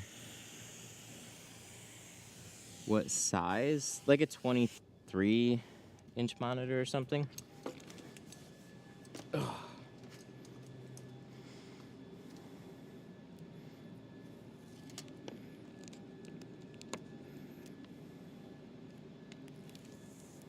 Guess you just ordered 5 4-ounce measuring cups. It says Sun Distributing. Is that who ordered it? Are you getting ones with your logo on it finally? Yeah, sorry about if the camera is a little screwed up. I don't have a lot of space here, so sometimes it does some funky things.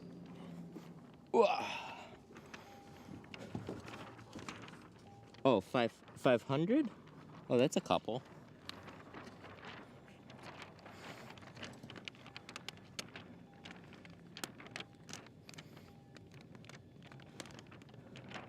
With your logo. Oh, finally. I told them for a long time they need to order some shot glasses with their logos on them. People ask too much about measuring, and I think it's an awesome thing.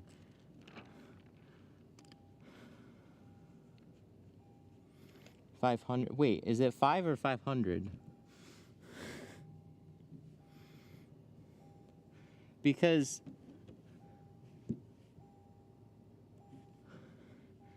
if you take a stainless steel shot glass or something similar, then you know exactly how much soap you're putting in your bottle. And the thing is, you fill it up with soap, and then you drop it in and shake it around, so you always have it in your tank.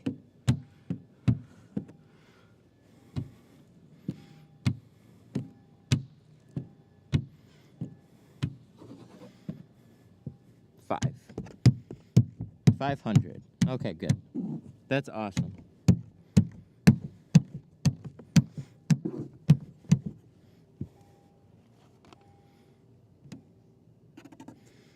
I don't know. I think it's a good idea. Only 500. It's really annoying because there's this pause, so it's like only 500. Damn it. How many is it? Ugh. Good, they should. That's the point. Do they have Rick's face on them? Yeah, I bet they have Tool Talk Tuesday on them.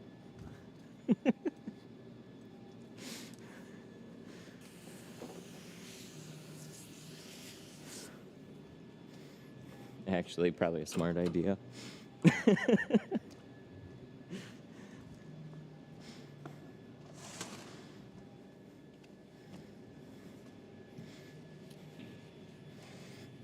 But yeah, measuring, like, anybody that tints for any period of time kind of knows how much soap they need to use. But it's one of the most common questions.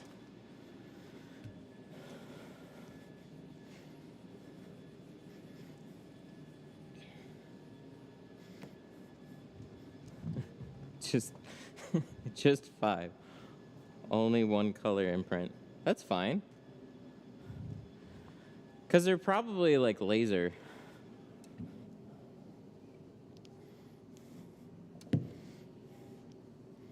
They just need to exist in any capacity. How long do you have to tint to be a seasoned veteran? Being a seasoned tint veteran, I consider a meme.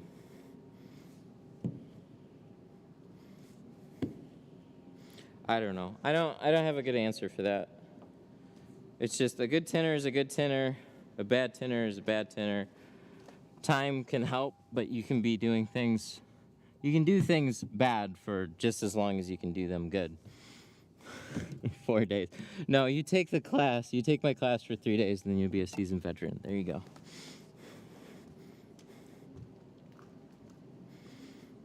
Damn. I just want cups with laser beams.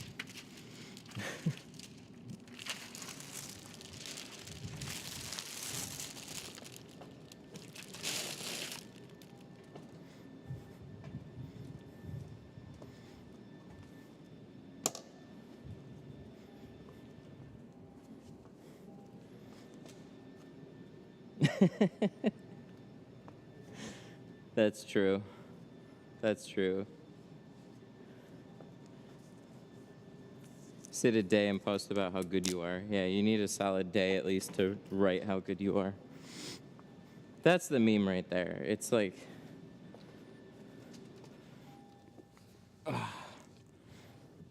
What I always try... This goes for anybody. The attitude that, like, I've been tinting for so long, so that makes me so much better, and everybody should worship what I do because I've been in the business forever. So I know how everything is. Like, that attitude is just so annoying.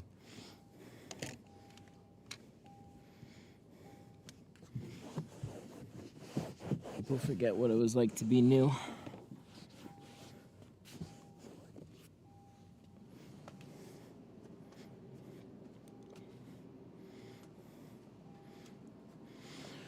Okay, I'm thinking real hard about this quarter window.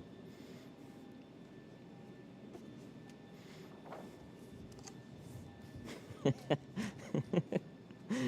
takes 4 days to be awesome. That's why my class is 3 days. I get what you did there. Smart. God, if only we had a 4-day class, but that'll come eventually.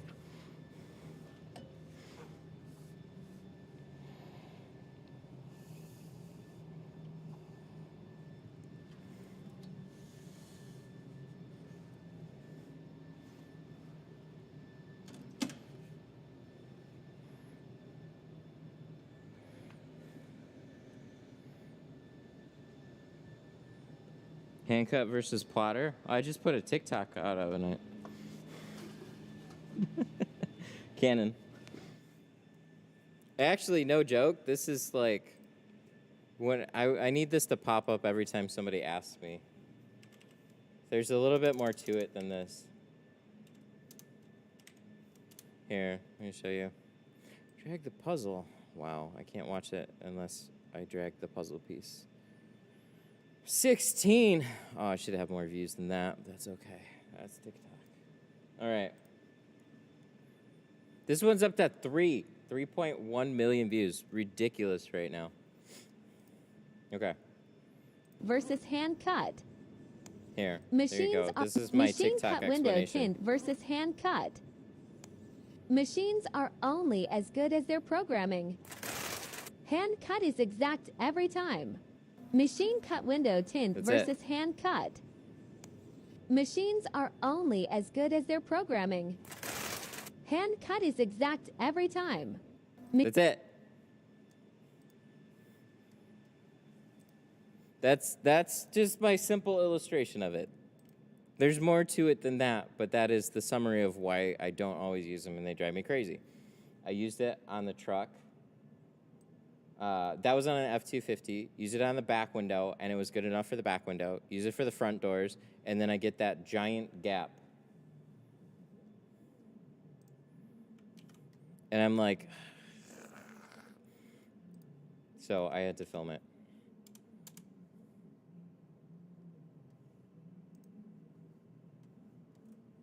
Real tinters hand cut this Q fact.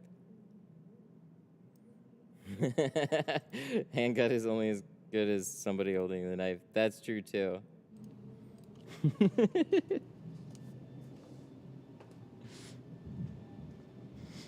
But so like, okay.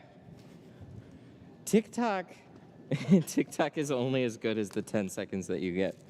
So there's like my point with it is to explain why I do things a particular way in as quick as a way as I can. And there's like 500 other little things. Oh, wait, I put the film in there. There's like 500 other little things that I'd love to say. Well, you know, blah, blah, blah, blah, blah, blah, blah, blah. But nobody's going to sit there and watch that. So it's to stir up a conversation in the comments and leave a clear example of why I do things this way.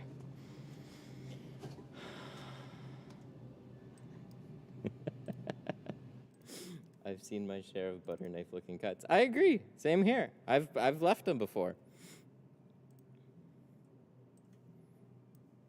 So somebody else can make a reply to it and say hand cutting is only as good as the person holding the knife. But I need to just illustrate why I do things a particular way, and that's why. There's not enough time to explain everything else. Lexus. So there's a couple of them too. This one. So like this one, like cheap window film is expensive and dangerous. This was a really clear-cut example of how blurry it was on the inside and just how terrible of an install it was too. But there's more to the story than just that.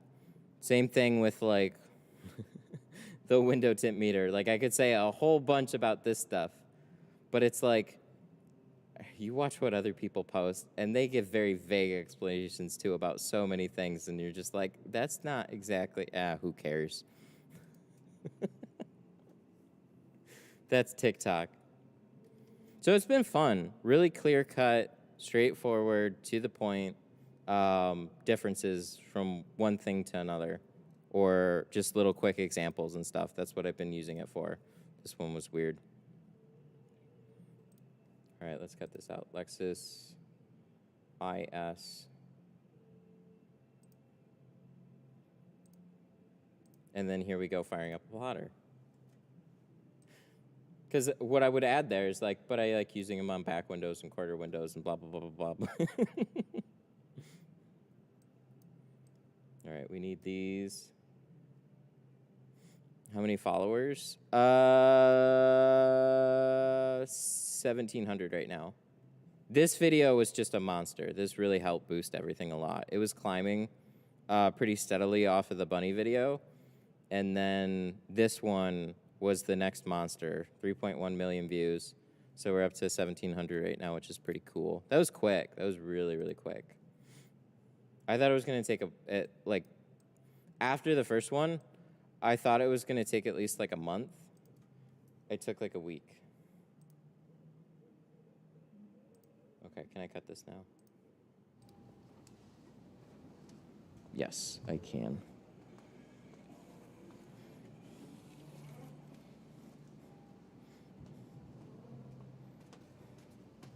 Are you live on TikTok right now? No.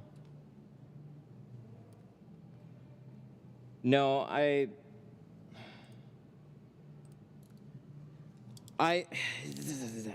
done it a couple times. I can just tell from the way a lot of other people's are. You can have a halfway decent one by putting it farther away, putting the camera a little farther away and like kind of paying attention to it really closely, but you have to pay a lot of attention to it.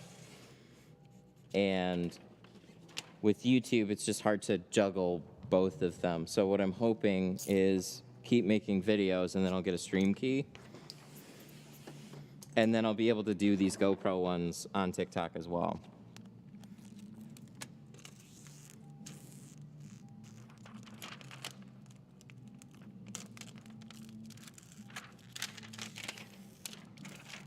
Yes, I did do 3 because 3 is what fit. So we're just getting these all cut out. And we will then install these. It's just a long roll, so might as well throw an extra in there for a possible mistake. Let's see. This is going to go on the other side for sure.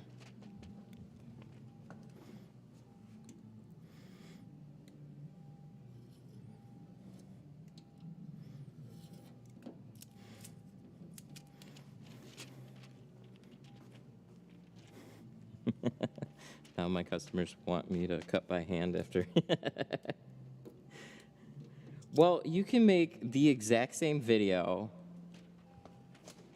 You can make the, oh wow, I'm just way confused on this one. You can make the exact same video. Just put the plotter spin, why you like it. I mean, the selling points of that is I don't have to put blades on the car. You can say people damage it. Like, you can frame it any which way that you want. It's your marketing. That's just how I'm choosing to market it.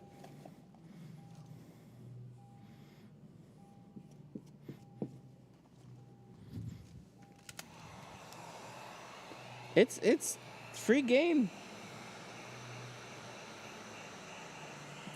You guys get to see a little insight, though, with, like, how I think about all this stuff. You know, I've talked for a while about, like, anybody can make a channel, anybody can make videos and try and show the process behind the scenes and stuff like that. And I am late to the party on TikTok. And I've just gone from 0 on it and just had some fun with it. So it's really, really cool just to see how crazy that platform can be.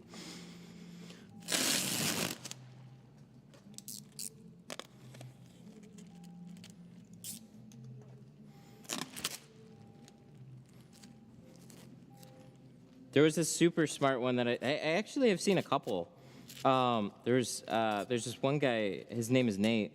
I actually used to work with him. I didn't recognize him at first, and I'm like, holy shit, I've actually worked with him. He's got a super good TikTok, and most of it is replying to customers. Like, somebody will ask, like, how difficult the car is. Somebody will ask, like, what he thinks about this film.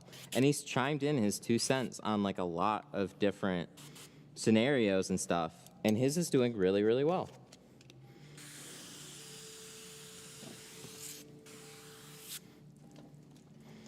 So, and like some people, they post full-blown, like, how to tint things and the process start to finish, and they just make it very TikTok friendly. It's been cool. Really, really cool.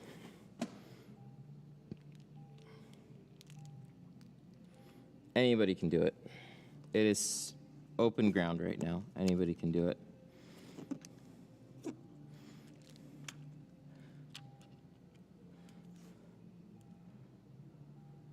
I made a video unrolling a windshield, and it got like 10,000 views with no followers. Yeah, you don't need followers. That's like the bananas part about the whole thing right now. That's true discoverability. Follower numbers, the only thing that they ever mattered for on that platform, it seems like, is like, so like most, it'll give you initial boost. The more followers that you have, like, the more that TikTok understands, like, okay, people like this creator. So, like, we can feature them a little bit more. But when you're starting out, they still will feature you right in the beginning and give you a fair shot. And, like, it's as simple as, did you make a catchy TikTok video or did you not? And if you did, it'll get shown and shared a ton.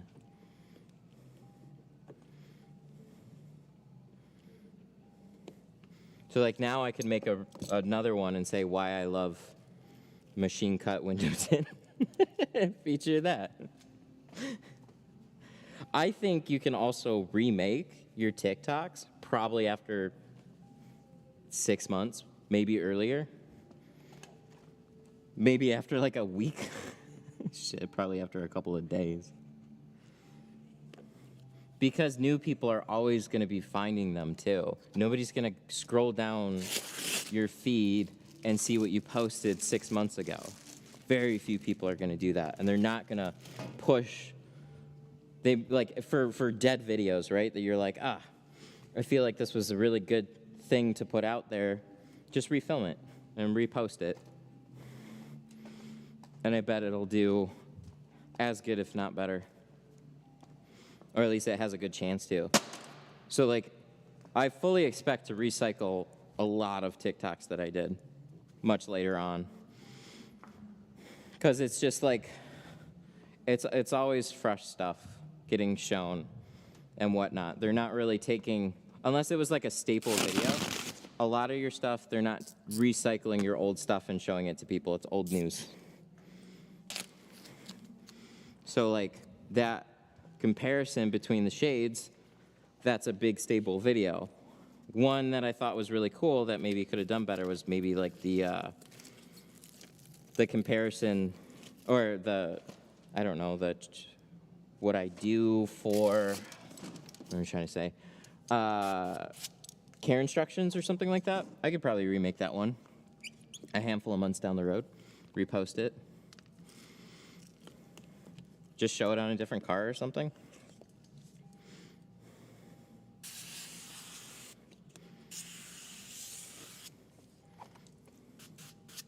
I bet none of the comments, unless they were people being trolls from this channel, I bet none of the comments would be like, hey, I've seen this before. I bet they all would be like, oh, cool. Because it's always new. I'd see that on Reddit all the time. Somebody reposts something 6 months later that I've seen, and it just gets a whole new audience. Oh, I wish somebody would have showed me this earlier. Well, they tried. So, really, really powerful platform right now.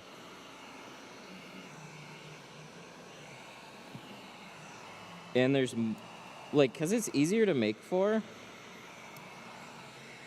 you can do comment replies. That was really cool. And the truth of it is just, it's easier to make. So you can make, like, so since it's simpler for so many more people to make rather than like a full-blown YouTube video, there's more people doing it. So like some of the shops that have commented, they have their own with really good followings too. And it's like, oh, this is sweet. Now I actually get to see like what other people are doing. So I've had a blast with it. It's been really fun. A lot more so than I gave it credit for in the beginning.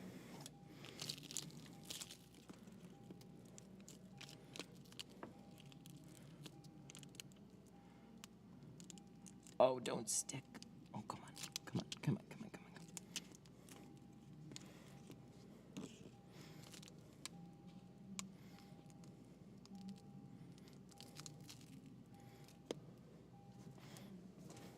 Sent you a picture of the cup proof. Oh, cool. I'll check it out.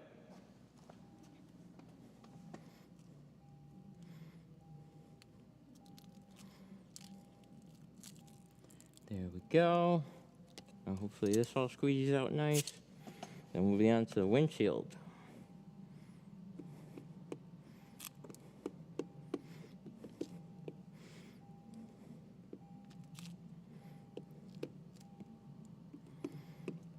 So, as for cutting these out, though,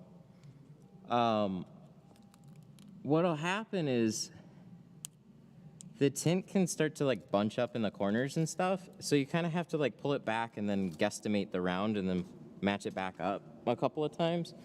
So you kind of have to like pull it back and forth a little bit.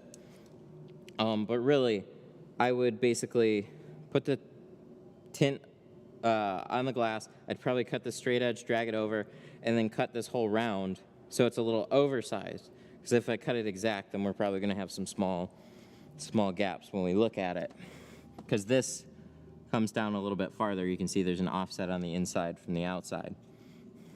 And this seal actually does have a little bit of play, so it's easier to tuck this in than some other really stupid tight ones, like Subaru. These, the Camry, those are actually like these rubber gasket seals that are pretty easy to cover up. So, but when you're hand cutting something like this, this one's not too bad though, because it's at least a little closer down. Some of them have pretty sharp corners and stuff, so you end up bunching the film a little bit together. So you got to be careful of that when you're hand cutting them. So plotter cutting them, honestly, it makes more sense to me for something like this, just because it's nice, like the film's nice and flat, traces exactly where you need it to go. And then if you mess them up, which is usually the bigger problem for me, then you've got another pattern ready to go. But for quarter windows, I've really been surprised at how well most of them seem to line up. Stuff like top edges on doors, that's where this falls short a little bit more. So I haven't had as much fun with that kind of stuff. 1230. All right, windshield. Oh yeah. So we're doing 50. Oh, I gotta be tall. It's all the way up here.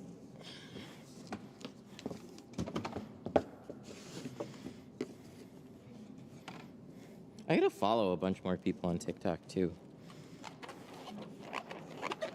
I should make a post in my group.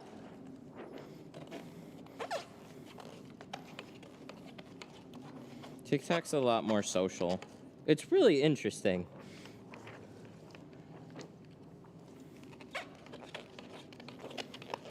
I know I'm way late to the party, but it's also had time to really like grow and kind of evolve into its own thing.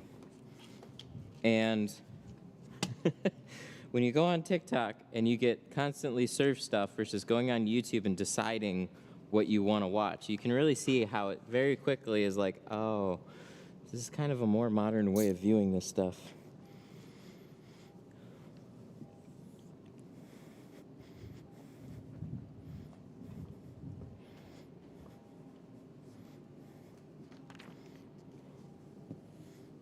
Oh, you know what? I'll fire it up.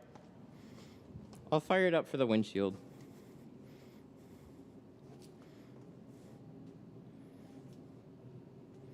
Canon.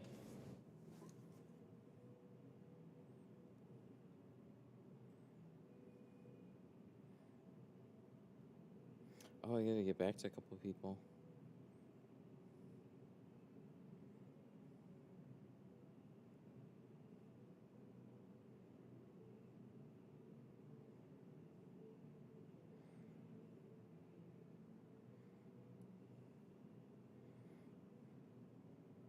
No H pattern.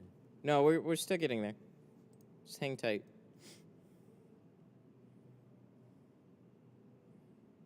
A couple things. I think Rick sent me. Ah, yes. Oh, I thought those were the shot glasses. You're getting like legit measuring cups. What happened to the shot glasses?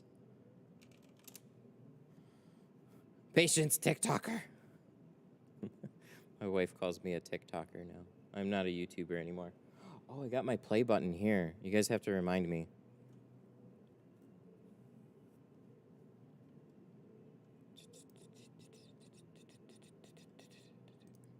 All right. Okay, so these are the measuring cups.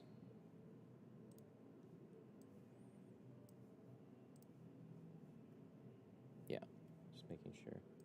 Okay, these are the measuring cups. Nice. I thought you were doing actual shot glasses, though, but I guess this will have details. Nice. I like them. They look good. Oh, shit. Where is it? There it goes.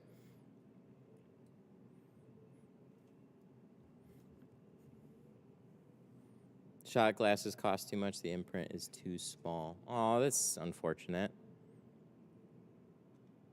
Yeah, I guess if they're too expensive, people won't pick them up. So I guess this makes sense. Aw. Maybe one day. That's cool, though. And then these are the kegs. So these are for the class. Look at not these ones. These are not for the class. Look at these. Woo! Look at those 8 baby kegs. They're not baby kegs. They're 3-gallon.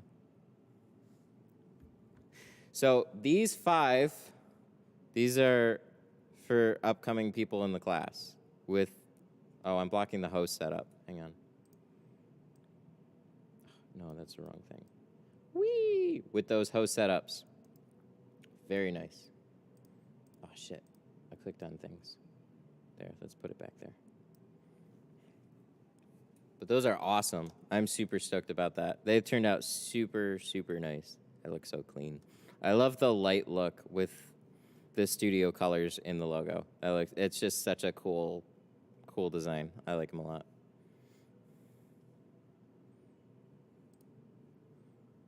Okay.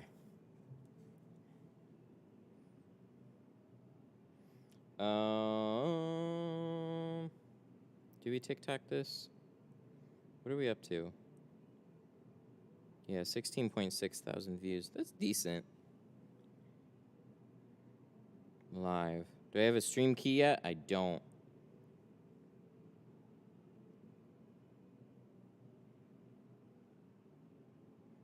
Learn topics.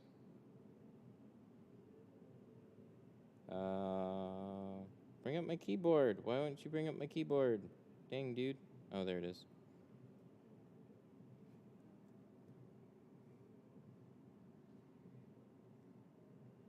'22 Lexus IS500 Windshield Tint. So I think we're just gonna leave it.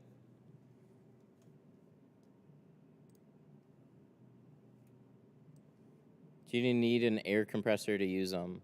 Yeah, but air compressors are really, really cheap. You don't need anything fancy.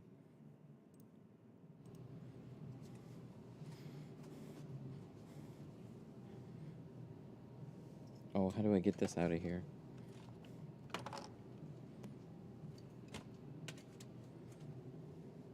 I hear some people actually go to a gas station to fill up their tanks with air. I guess in a pinch, but dang, dudes. All you gotta do is get a little tire air compressor and you'll be great.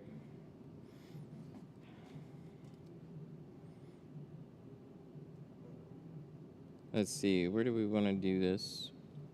Settings. Is there any way to actually change the camera? Or is it just gonna like be on one camera? Because this is pretty far back. Enhance. Shape. Eye. Oh, these are face filters. Oh, dang. I haven't looked into this at all. All right, we're just going to go live. We'll figure this out later. I wanted to get a little bit more of the front end.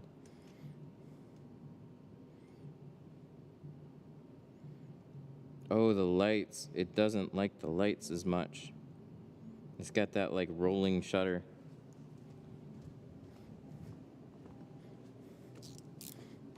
Well, I could change, like, filters, but I was trying to figure out how to change it from one, like, because it's got the 3 cameras on the back. Just trying to make it a little bit wider.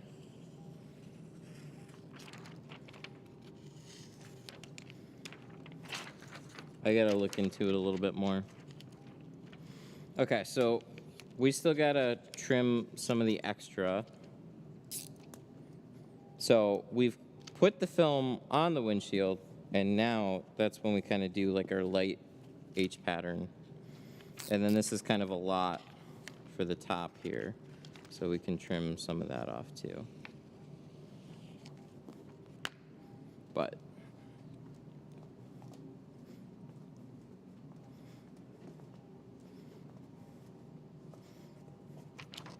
we'll figure it out. We'll figure out how to make it cool. You thought I'd look into this a little bit more by now, but 50 carbon, that's right.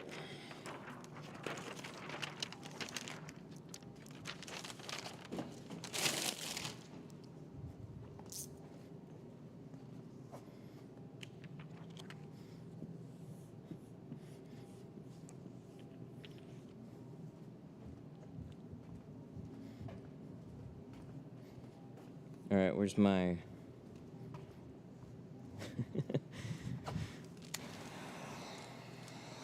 There it is. No, we're not doing 20. 20 would be way too much.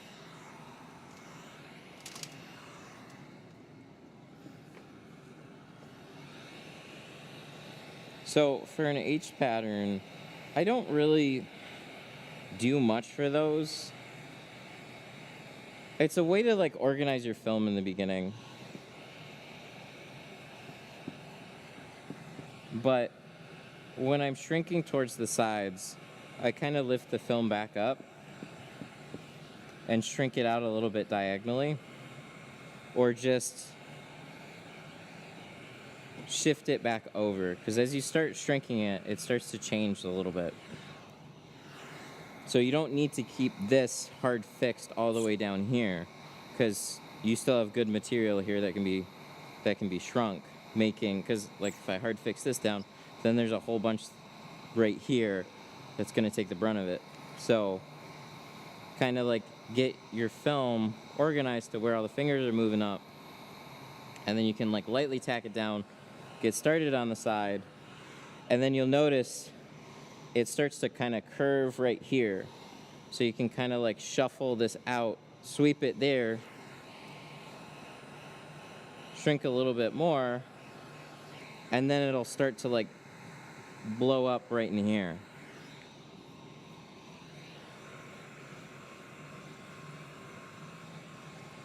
It's just figuring out how to keep things going nice and easy. This isn't exactly a very curved windshield though, but still, same things apply to those top corners. You just have to figure out where to push things and try and keep it flat. When I use a bounce sheet, the tint doesn't stick like yours. How come? You could try Snuggles, and it also could be the film. What film are you using? I put a dryer sheet on pretty thick.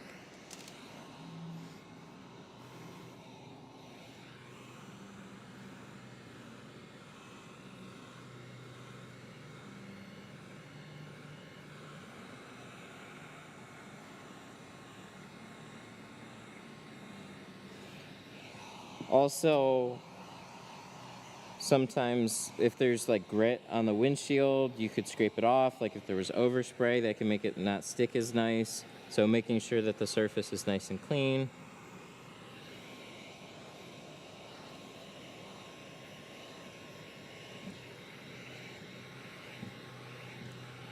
And then if it's still not sticking quite right, I'll take a little bit of water on the sides. Every once in a while I'll have to do that.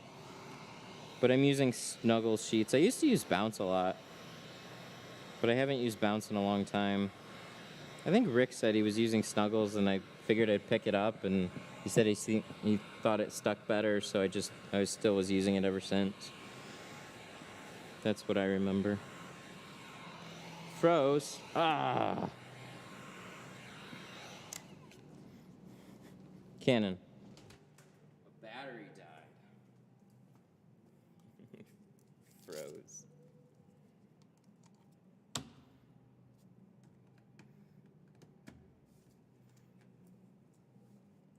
Panic.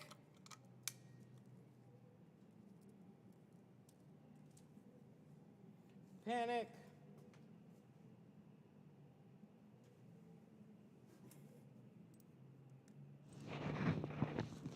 Oh, I'm really sad. So there's like 70 people on TikTok right now.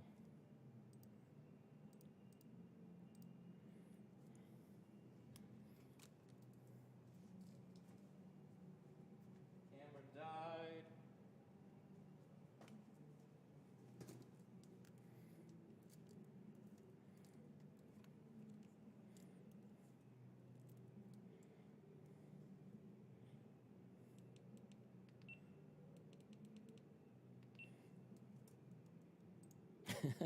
You said panic, but your mic heard shank. All right, let's get back to it. Let's finish up this windshield.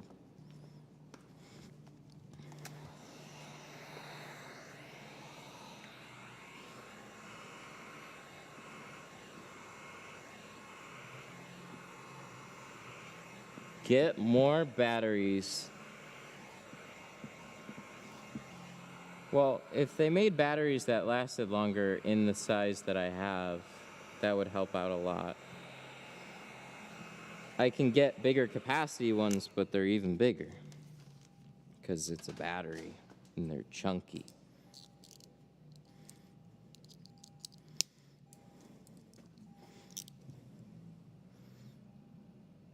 I gotta talk to my tick tower.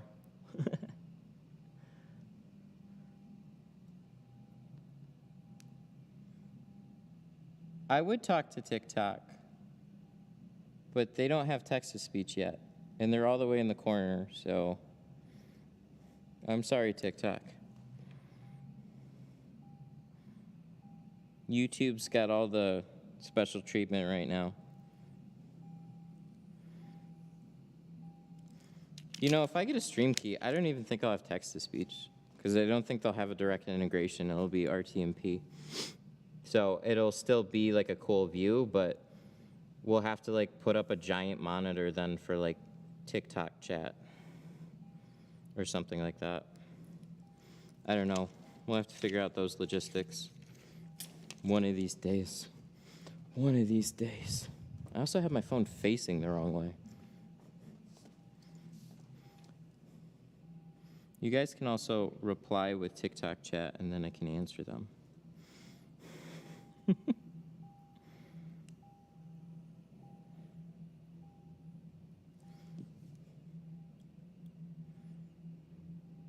But we all know when I step in front of the camera, viewership dies, so it doesn't matter.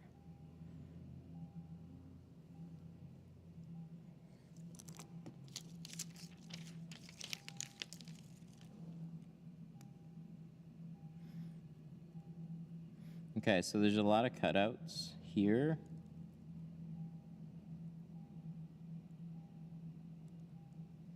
So this cut's gonna be a little up and down. But there's like a sensor here, and then the overall dot matrix border around that whole thing. Don't tint behind it, just go around it. You don't wanna mess with these new sensor systems. What's your average monthly? From ad revenue, it's anywhere between 2 and 4,000. Beginning of the year, it's definitely lower. Towards the end of the year, it can pick up, but it depends on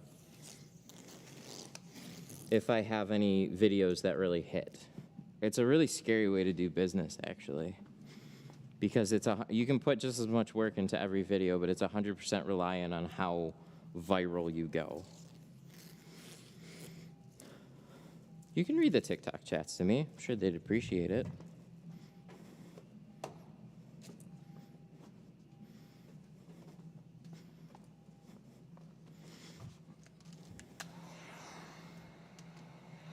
Building all this on ad revenue dollars and being subject to the platform is a really scary bet, though.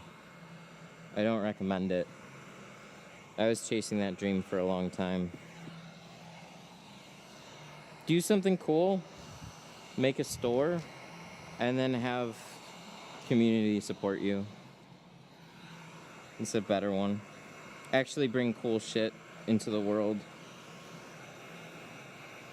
Because for any of these like DIY cool subjects, like you run out of material eventually.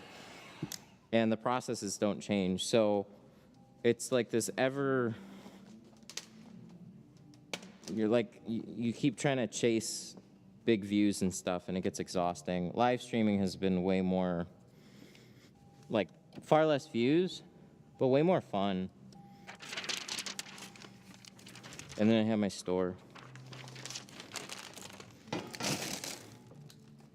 All right, so we need a towel. Grab this one, and we need a way to tuck that towel in. So let's also grab this one.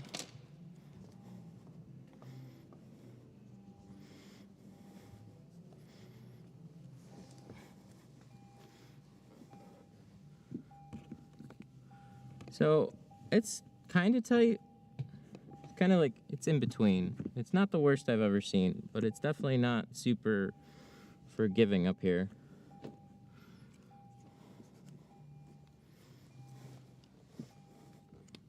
Do you feel like you wasted a lot of time tinting for other shops?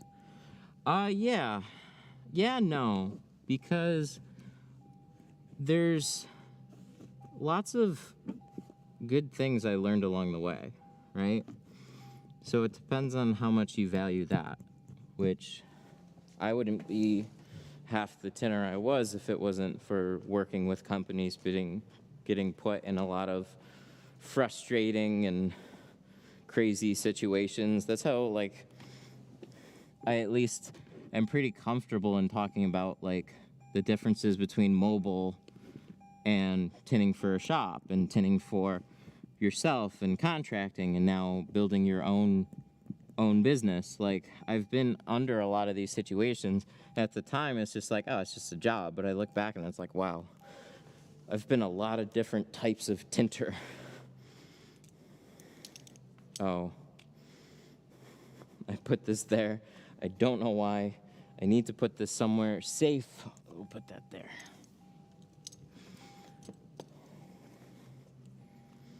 So there's a lot of people that just have like one goal, like what is it like to be a mobile tinter? What is it like to do this? What is it like to do that? I unintentionally did a lot of them. Now I have a shop. My goal was not to open a shop. But in order to keep doing what I wanted to do, I had to.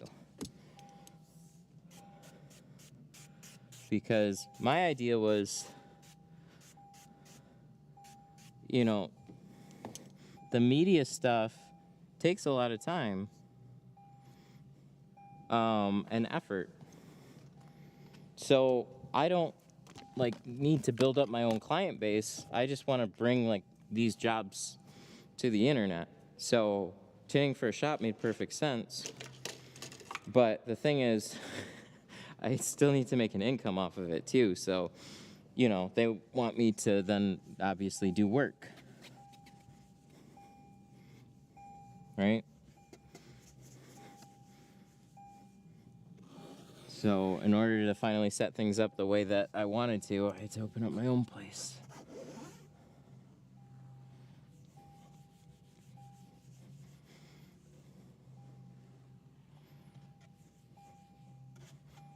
You're not going to take the mirror off? No. Simple mirrors, yes. A Lexus with any type of any new ADAS system, you don't want to mess with any of those. Where's my? It's not there. It's not there. The ADAS systems have to be recalibrated if you start messing with those. So a lot of them are attached to the mirrors. So if you can pull housings out and leave the ADAS system alone, then it's more okay, but you're still spraying water and stuff around there. You just don't want to do that. So, we pulled the mirror housing yesterday, but it was a dumb mirror housing. There wasn't anything smart behind there. It was just a metal frame and some plastic.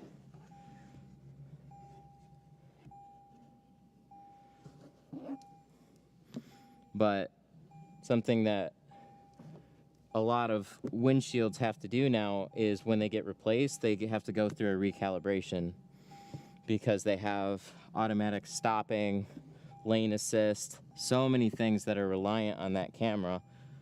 And it's put in a particular position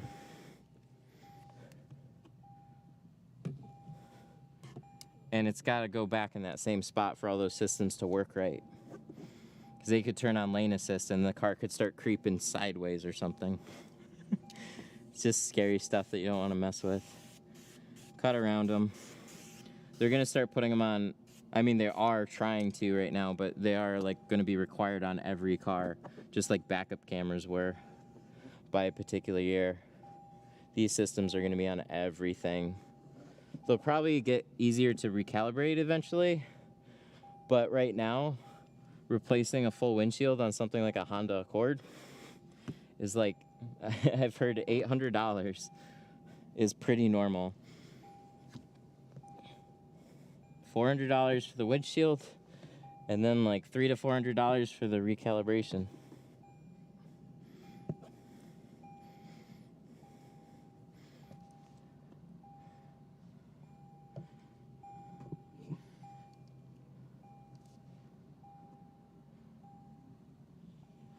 Do you tint for yourself now, or other shops still? I'm 100% here. Took a little while to get there, but yeah, we're 100% here now.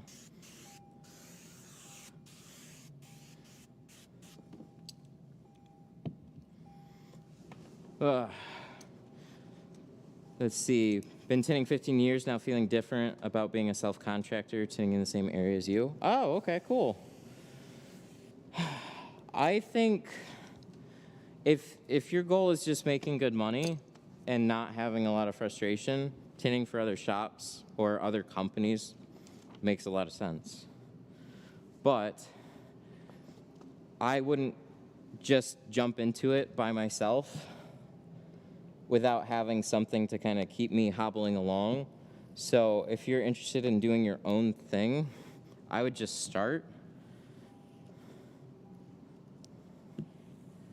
And then slowly build up your clientele. Know that it'll take a little while, and then when you're getting so many phone calls that it's just like, man, I don't have time to service these other shops, well, then you know it's such a good time to then do your own thing.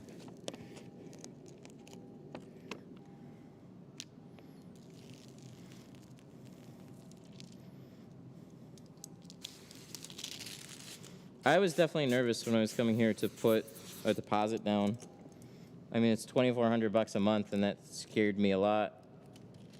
And I was like, ah. But I've been super happy that I did it. But I also had other things at the time that I did it to make it not no scary. So when I was tinting here, I was also tinting for those shops. Like, that's what's super cool about having that setup,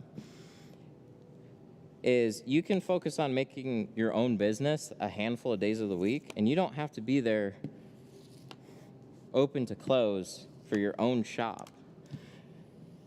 Not unless you really want all your walk-in traffic, but you can leave a little sign on the door that says, call this number for an appointment. You're out doing something. So, walk-in traffic, this place is not walk-in traffic friendly. I've only had maybe like 3 people actually walk in here without an appointment. One of them was today.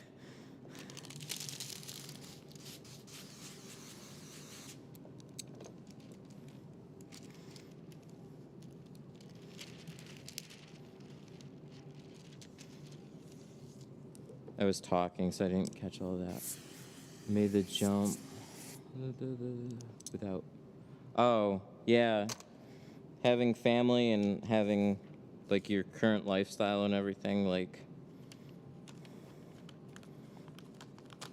Yeah, it's a scary thing to do for sure. Because, I mean, I'll tell you what, if you just open up the doors tomorrow at your own garage and expect business to walk in, it won't. For most people, it won't. Unless you have good friends and family, you're new. You're making a name for yourself. People already have places that they go to. So your job is to then carve a new niche or steal business. Usually it's carving a new niche, but that all takes time. Really does.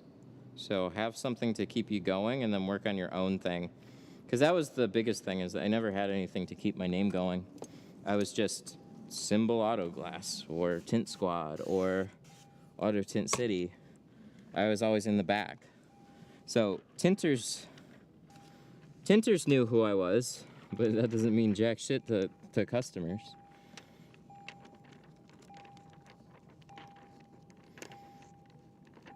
So I think it's a great way to get started. I think it's a great way to get money tinting for other shops, but it will not build a name for yourself.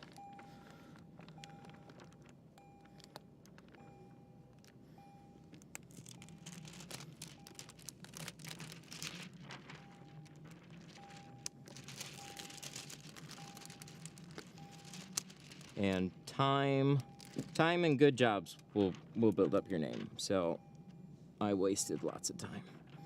But I also learned lots of things too. So like, hey, that's super important when you're starting your own business. Knowing how to tint is half.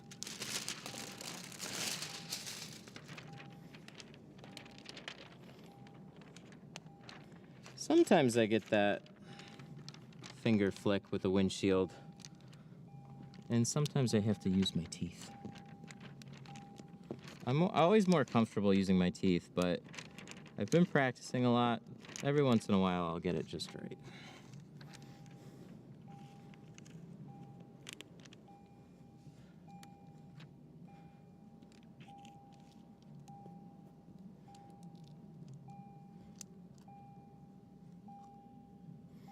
Okay, this towel is great, but it's starting to get in my way a little bit. So at this point, I think we might be able to, I think we're all tucked, so I think we're okay. I was about to pull it up, but I think we're all right. Just gotta be careful, because if it hooks like the little fibers and stuff, you might end up crunch it. I shrink everything with high heat.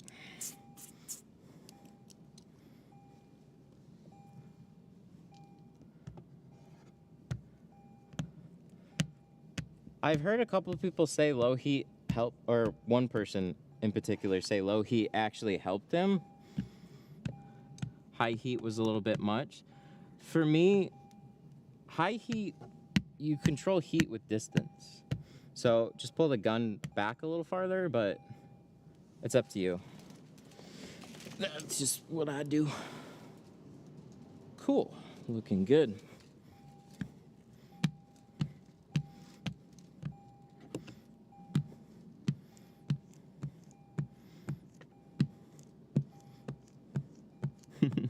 Thoughts on shrinking Lexan? It's not very shrinking friendly. Do not recommend for shrinking.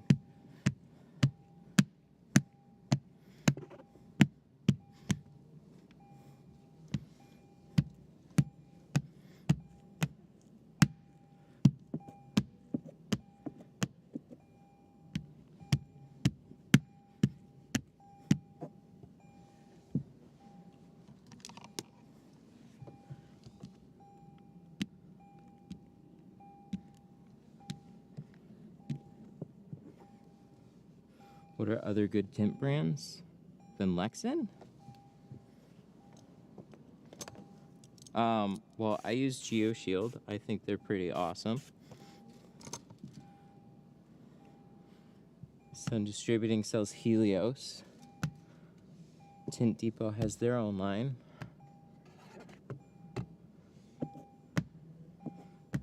No reason to go anywhere else.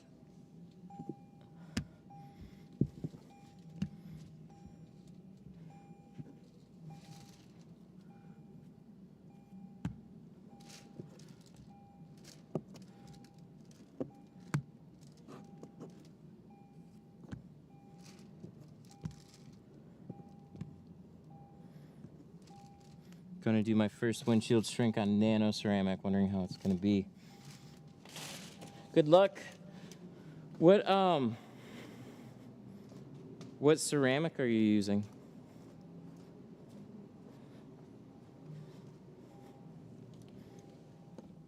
If it's Pro Nano, that doesn't shrink like a regular ceramic film. That stuff is like stupid fast. Most other ones, they're just kind of slow. I mean, they've definitely gotten better now. At the time, it was like most of them were just kind of like, they felt a little rubbery and they were just a little slow. It's not that they shrunk bad, it's just for just sheer speed. They're just slow in comparison, but you know, that's no big deal at all. I mean like slow where windshield might take me 3 to 5 minutes to shrink. With that stuff, it might take 10 to 15 minutes.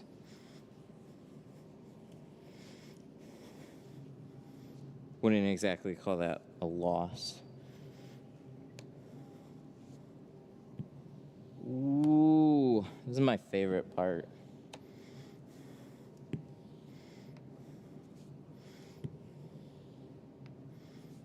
This is where we get to see without any smears. So we got a couple small fingers right here. Those will push out really, really easily. We're mostly looking for anything major that might have gotten left in between the film. We always cross our fingers that we did a really good job. But it's looking nice.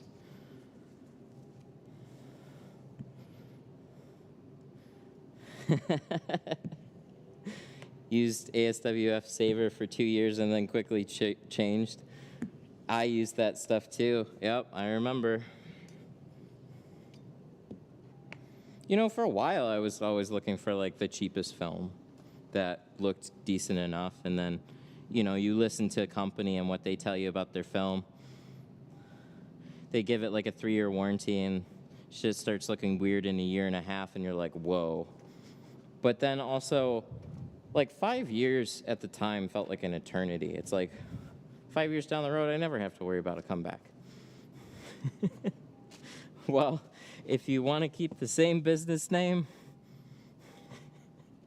and be in the same area, 5 years will go by quicker than you might think. So that little difference in film pricing for better quality film,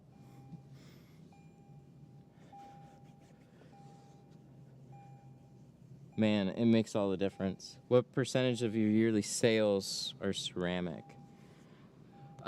Summertime we were doing ceramic on damn near every car. Wintertime we were very hit and miss, so I couldn't tell you what a percentage was. And I honestly, I haven't been in business that long here to really have a clear picture of that either. I came from some places, like mobile especially, where they would basically sell a job and it was just tint. And then I tinted for places like Tint Squad or my dad's shop, and they would genuinely put effort into trying to educate somebody when they came in on the differences and show them and take a couple minutes.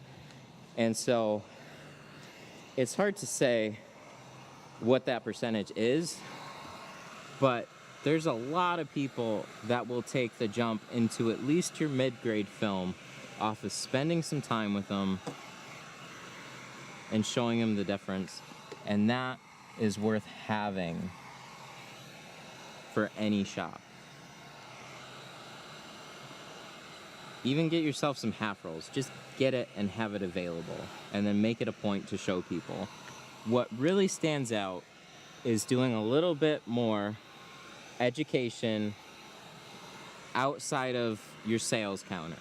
So put out some video, some content, something. Or when you talk to somebody on the phone, make them aware that you have it. So that way it's not really a surprise. Also, get yourself Tint Whiz, and then you can send them a proposal with all the options prior to the appointment. Because what people don't like necessarily are surprises at the counter where they feel like you're just trying to take advantage of them and you're hitting them with a lot of information. Because if they're like, he's charging this amount, I'm going to get my car tinted, and that's it, I'm happy, I don't know anything about tint. And then all of a sudden you walk in and you're like, heat rejection and this and that, and they're like, whoa! They might have been receptive, but they have to kind of like digest it over a little bit of time, right? Like walking into a furniture store and then getting hit with a sales guy. It's like, it drives me nuts. Just like, let me look around for a little bit. Let me breathe. But then they like hit you with sales, this and that, and you're like, God damn it, I hate walking into these places. Woo! That looks so good. It turned out so clean. I'm really, really happy about this. It is really, really nice. Is there a place that you'd recommend that sells pre-cut? Yeah, there's one place called Tint Zoom, and they do GeoShield kits, but they're kind of freaks about software. So they have like 3 or 4 different softwares and a shop. So like they are regularly doing patterns, and like they actually have DAP, they've got film and vinyl, they have all the major softwares, and they're a regular shop that do a lot of work. So like they get to quality check a lot of this stuff before they cut it and ship it out. So that is like, if you're gonna do kits, I think you can't get much better than that.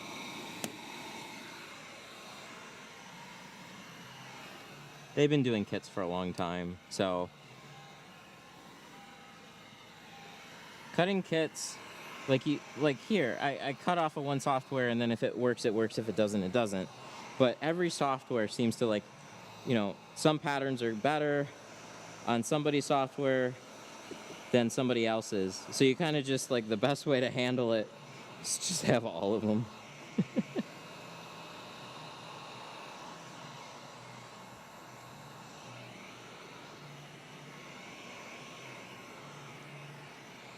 Other than that, you can get, like, so many kits cut from a lot of other people. But yeah, they like, I heard that and I'm like, oh, okay. That's cool. It's nice to see a company put that much into their kits.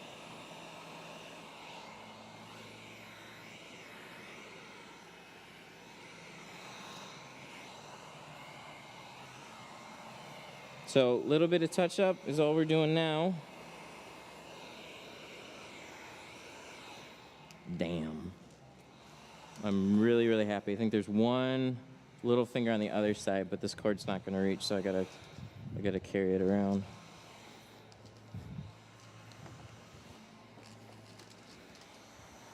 This turned out so nice.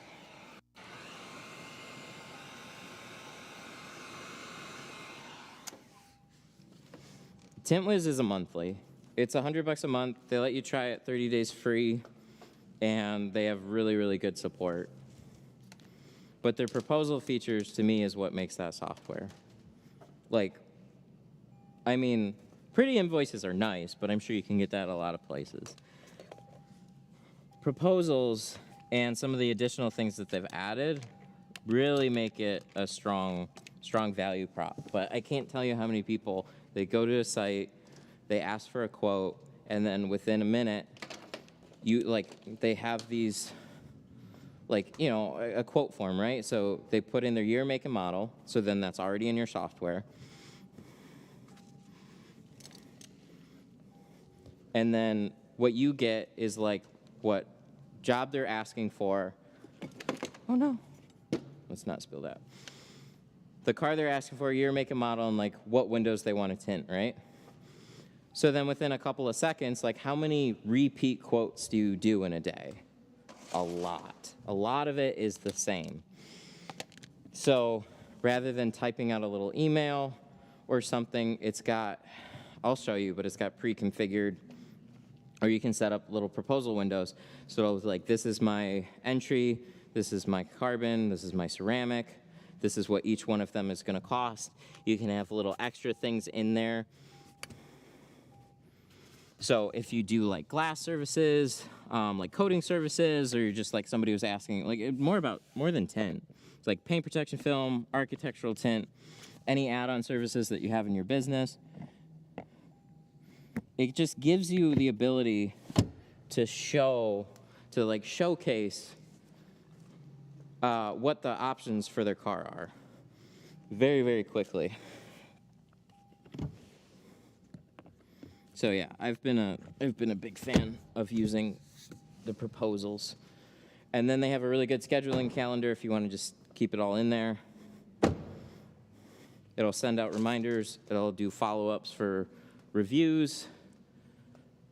It's really cool. Super cool company. Dang! Wow. This is my favorite color scheme. I love the white and black. I've tinted so many white and black cars. I still am not sick of it. I think it's just awesome. Maybe the only thing I'd like to see different on this one is like a black roof. I don't even know though. This looks really, really good. So we did 20% on all the sides in the rear. And then we did 50 on the windshield. So like, especially in this lighting, right? That doesn't look like a super bright windshield.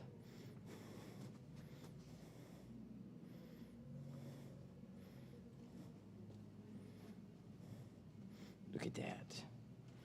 Look at that. Ooh. Very, very nice.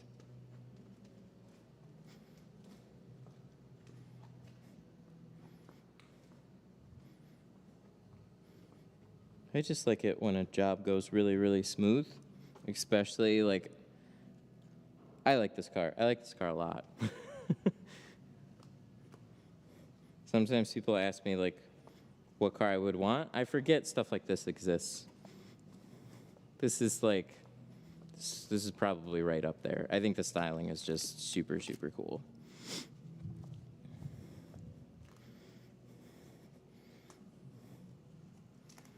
All right. So now that that's all set, I always do like 100 laps around cars, like just to make sure. We'll throw some tape on the switches. How much is it? Let me add it up.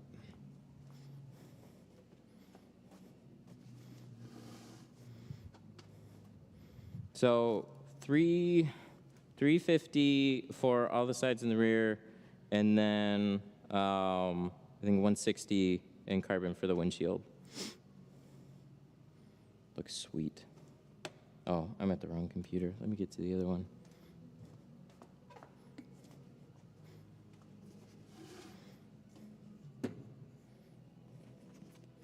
Canon. Ooh. Yeah, it looks good.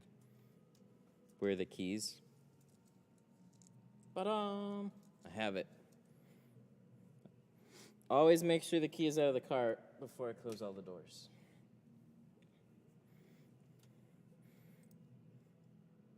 My van is actually really annoying about trying to leave the keys in the car and lock it. It won't let you do it. You can't leave it running and then hit the lock on the key fob. The key fob doesn't work anymore.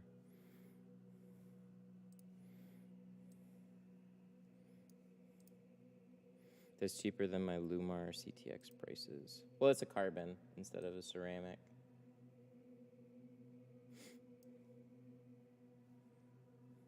White and black always looks good. Contrast. I agree. Yep. It's trendy. Okay, so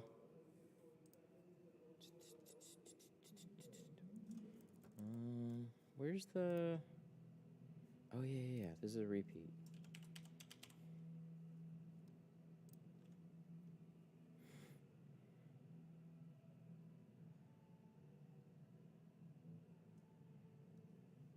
Create project. Automotive. Lexus. IS500. I'm gonna keep a mental note. The IS500 has bigger front doors, so you don't have to pull the gasket. So I didn't even see if we could do that. But on the IS250s and 350s, those have different styled door panels. That's full vehicle. C220. Save and new. Windshield. C250. Save and close.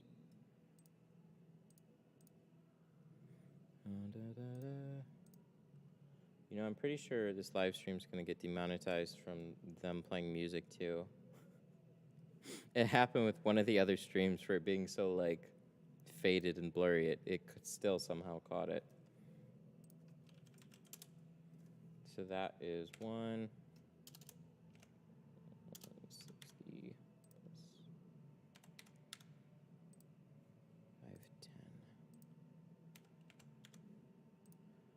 Save.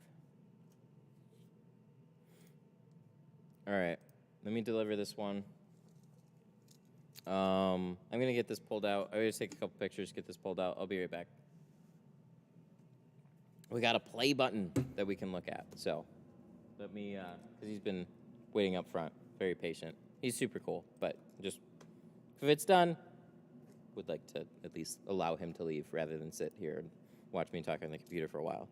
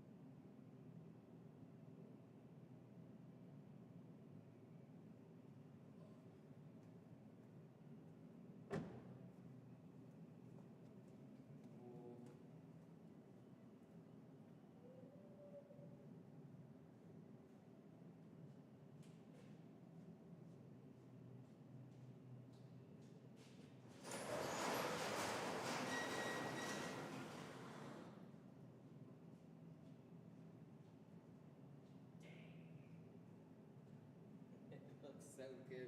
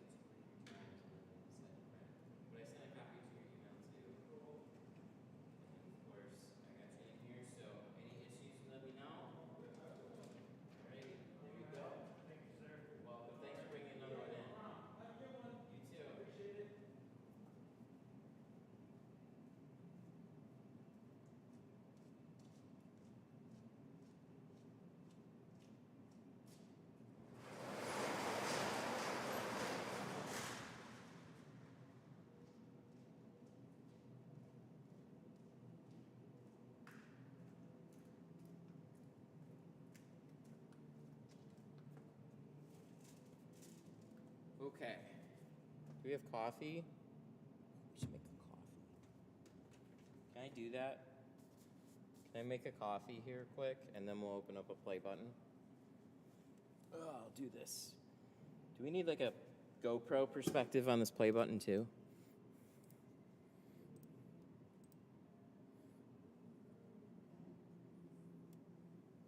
Oh, one sec. Damn, I'm so sorry. I always forget that. You're welcome.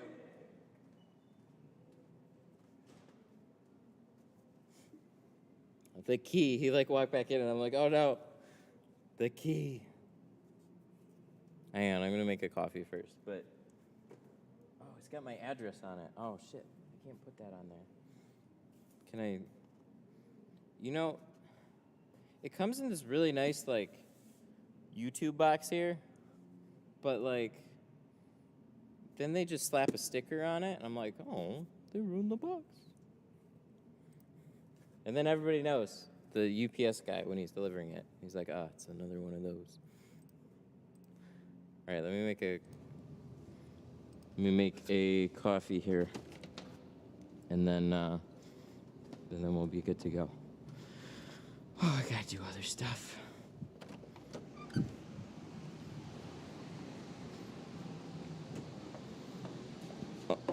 Oh my God, I gotta get creamers. We'll do this one. I gotta do creamers with put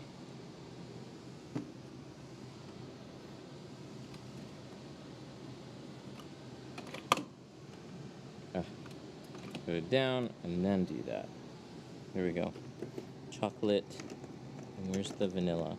I gotta get some more because I'm almost out. Hang on, Keurig. And regular sugar, that's right.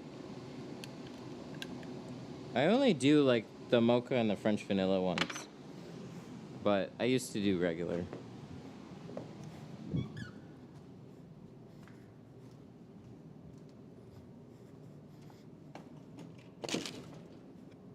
Where did you get the light diffuser? I've been looking for one. I can't find it. So this is I think it's called a Matthews diffuser. See, I found it off of a link. I think B&H Photo has it. It's kind of ridiculous though, but if you want to spring for it, this one, a big 20 by 20, which is as big as they have, is $400. So you need something that's kind of translucent, so it still lets all the light through and everything, but so that's why, like, I was going to try and tarp or something like that, but I'm pretty sure that would have just blocked all the light.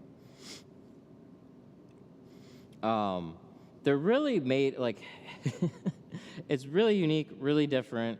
It's definitely made for, like, big car photo shoots and stuff like that. So that's where I'm looking at this, I'm like, well, I'm live streaming every car. But it really does help with, like, seeing a lot of the imperfections and stuff. Otherwise, really clean walls and white surfaces are going to help with all of that. Having a handful of lights kind of positioned around the car, and then you're going to reflect, you're going to kind of like bobble your head around and get those lights to kind of like reflect what's going on. But even with having the bright lights above the diffuser, I still found it really helpful to have this like string of lights around the edges to help brighten up and have some sharp lights. So like there's this balance between the soft light from this and some sharper lights. I didn't really learn any of that until I just played around with this a bunch. But I think I got it off of like B&H. Canon.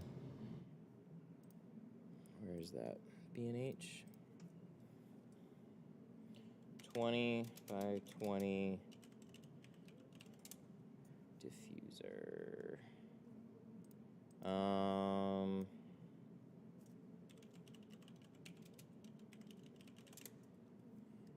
Yep, there it is.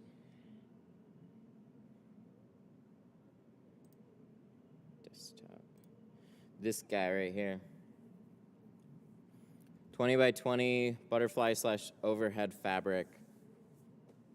So, yep, that's basically what I paid for it. Pretty crazy. And then did a frame. There's a whole like blog post about it.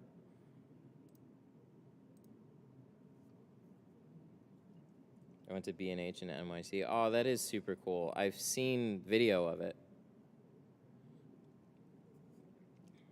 I forget that they exist there. They have I can't even wrap my head around trying to run distribution out of a place that is so tight, right? They've got like a whole system in place for like shipping things up from the basement and like overhead and whatnot. Because it's just, there's so much inventory. Cozy.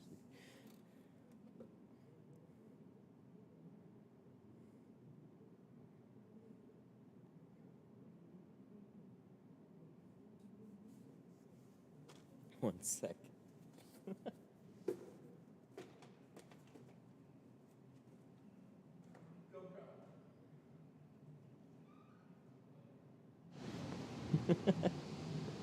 I left them open. There we go. Okay. So, Canon. I'll just do this kind of on this camera, and then we'll also have this one too. So, this is the play button experience. There is a, I don't know, a moisture thing. There is a card where I can buy some more of them. They may have a unique code on here that I have to be careful about showing. There's also a little business card that says, "Congratulations on your subscriber milestone. We are honored to take part in recognizing your achievement. We want your experience to be exceptional. This award was inspected and packaged with great care by Rick, actually. So thank you." And then we have this big old letter here. So I don't know. Do I have to read this? It's kind of long and drowns on a little bit. It's basically like, congrats on 100,000 subscribers, which is super cool. The fun part is this. It's gone. Ready? Oh, dang.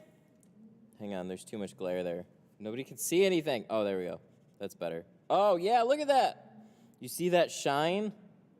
So it's like a mirrored surface there, play button thingy, and then they inscribe it, and it's really hard to show because it's GoPro. Woo! Look, it's me! But that's super cool. So, there's no glass here. It's just like a mirror on the back, thin aluminum that's been kind of cut out, and there's a few holes on the back so where you can mount it right on a wall or something. So we're gonna try and frame this, and then probably tint that glass too. Tint it with chameleon film. Ooh, that's a pretty cool idea. I like that idea a lot. I'd have to get this like exact cutout and plot it and then like put it in there. That idea is pretty cool. Thank you guys, I appreciate it. Thank you for subscribing and supporting. Canon, when are you eligible for the gold? Well, with enough time, we might get there. But now you have to do this, the 100,000 milestone, 9 more times. It's a lot. But doing something fun with it would be really cool. I thought a good idea would be to frame it and then tint the glass in the frame, but I don't know. Doing something on the inlay in here is a pretty smart idea too. The only weird thing about doing it with window film is there's no glass here, so what you'd see is just like the surface of that chameleon film and the way the light reflects on it. And whenever you do that,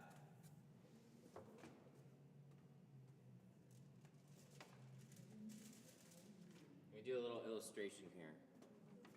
So on the glass, it'll look very normal, but against these lights, you kind of start to get this like crazy rainbow effect there, and that's kind of what you'll see. So still interesting, but you'll see that more than just like a normal smooth chameleon effect. You'll see kind of like the, I don't know, however they make it. But yeah, GoPro. I just wanted to take a little walk up front. I don't even know where I would put this yet. Where do we put this up here? I mean, I suppose we can just do it like somewhere here. Maybe we can put some like a little another hexagon piece and then put this, I don't know, somewhere like here or there. I don't know, because that's all covered, that's all busy. But I didn't even have a chance to walk around with this thing yet in here, because I want to put it, I don't know, I want to put it somewhere up in here. I think it would be super cool. I think probably this area makes the most sense. Then maybe we can put some hexagons and some lights behind the coffee maker. And I feel like it's kind of tucked back here, though. Kind of just like off in the corner somewhere. Ooh, look at the, oh, I like the lights reflecting off of it, though. That looks super cool. We'll put it on the door. I like the idea of making it a display, too. I don't know if we'll actually do it, but I really like that idea. And then when somebody, like, so if you had a glass frame and you do the different shades, and then somebody comes in, instead of showing them those, then you show them this with the different shades, and you're just like, look at my play button. Put it on a dark wall. Yeah, it's really light against a white wall. So I think the only thing that I could do to kind of contrast that is some of those, like, I'd put some of those hexagon things, maybe get another string of lights, and just put it like a few kind of up around it, and then you put some RGB lights, and then you could get it to stand out a little bit better. But, yay! We finally got one. This is the only YouTube recognition that I think I'm ever gonna get. Canon. Hold it up against the storm window. Oh, that one up there? We should just glue it. We'll glue it to the storm window. But yeah, now what? We got it. Now what do we do? I don't know. We shout out some super chats, actually. That's what we do. So I got a bunch of stuff. I got like a kind of an oddball job coming in tomorrow. It's just all the sides on a BMW, and it was tinted before, so it has some glue removal too. And it's got like really deep seals on it. So I also have some stuff for the class to do to start setting up and everything. So I have a charger coming in for sure on Thursday. So I kind of need some time to like clean this place up, reorganize it, and then I'll also have some streaming time too. They don't send one every 100K. No, they get really far out. And I think they have like 300,000 people over 100,000. So like they've sent out a lot of these, and channels are getting exponentially bigger. So then they do the 10 million play button, or they do the 1 million, 10 million, and then like 100 million milestones. So what we can do is we can make another channel and hit 100,000, and then just do that 10 times, and then combine them all. and then we'll just have 10. I've heard some of the big streamers, they have like 6 channels, and oh no, the last one I heard was he had 8 channels and 700,000 play buttons, and quite a few million ones too, and it's just like, oh good lord, just insane. All right, so big shout outs for all the supers today. Thank you to Luis, Swolgang, DW, and Jimimbas, and Daniel Reyna. Thank you guys so much for all the support, and to everybody else for just being here and subbing and supporting over the years. We hit a milestone, which is super cool, and now we have a play button. We'll find a home for it. I think we'll put it up there in the showroom, though. It'll be pretty cool. Maybe I can get it up there before the class. But yeah, classes is coming up. We have 5 people coming for the class now, which is just awesome, and it's gonna be really, really cool. So I'm excited for that. Kegs and good tools. Oh, I gotta go. I gotta get all that stuff too. Oh my God, I gotta get out of here. I got some stuff I gotta do. All right, thank you guys so much. I appreciate ya.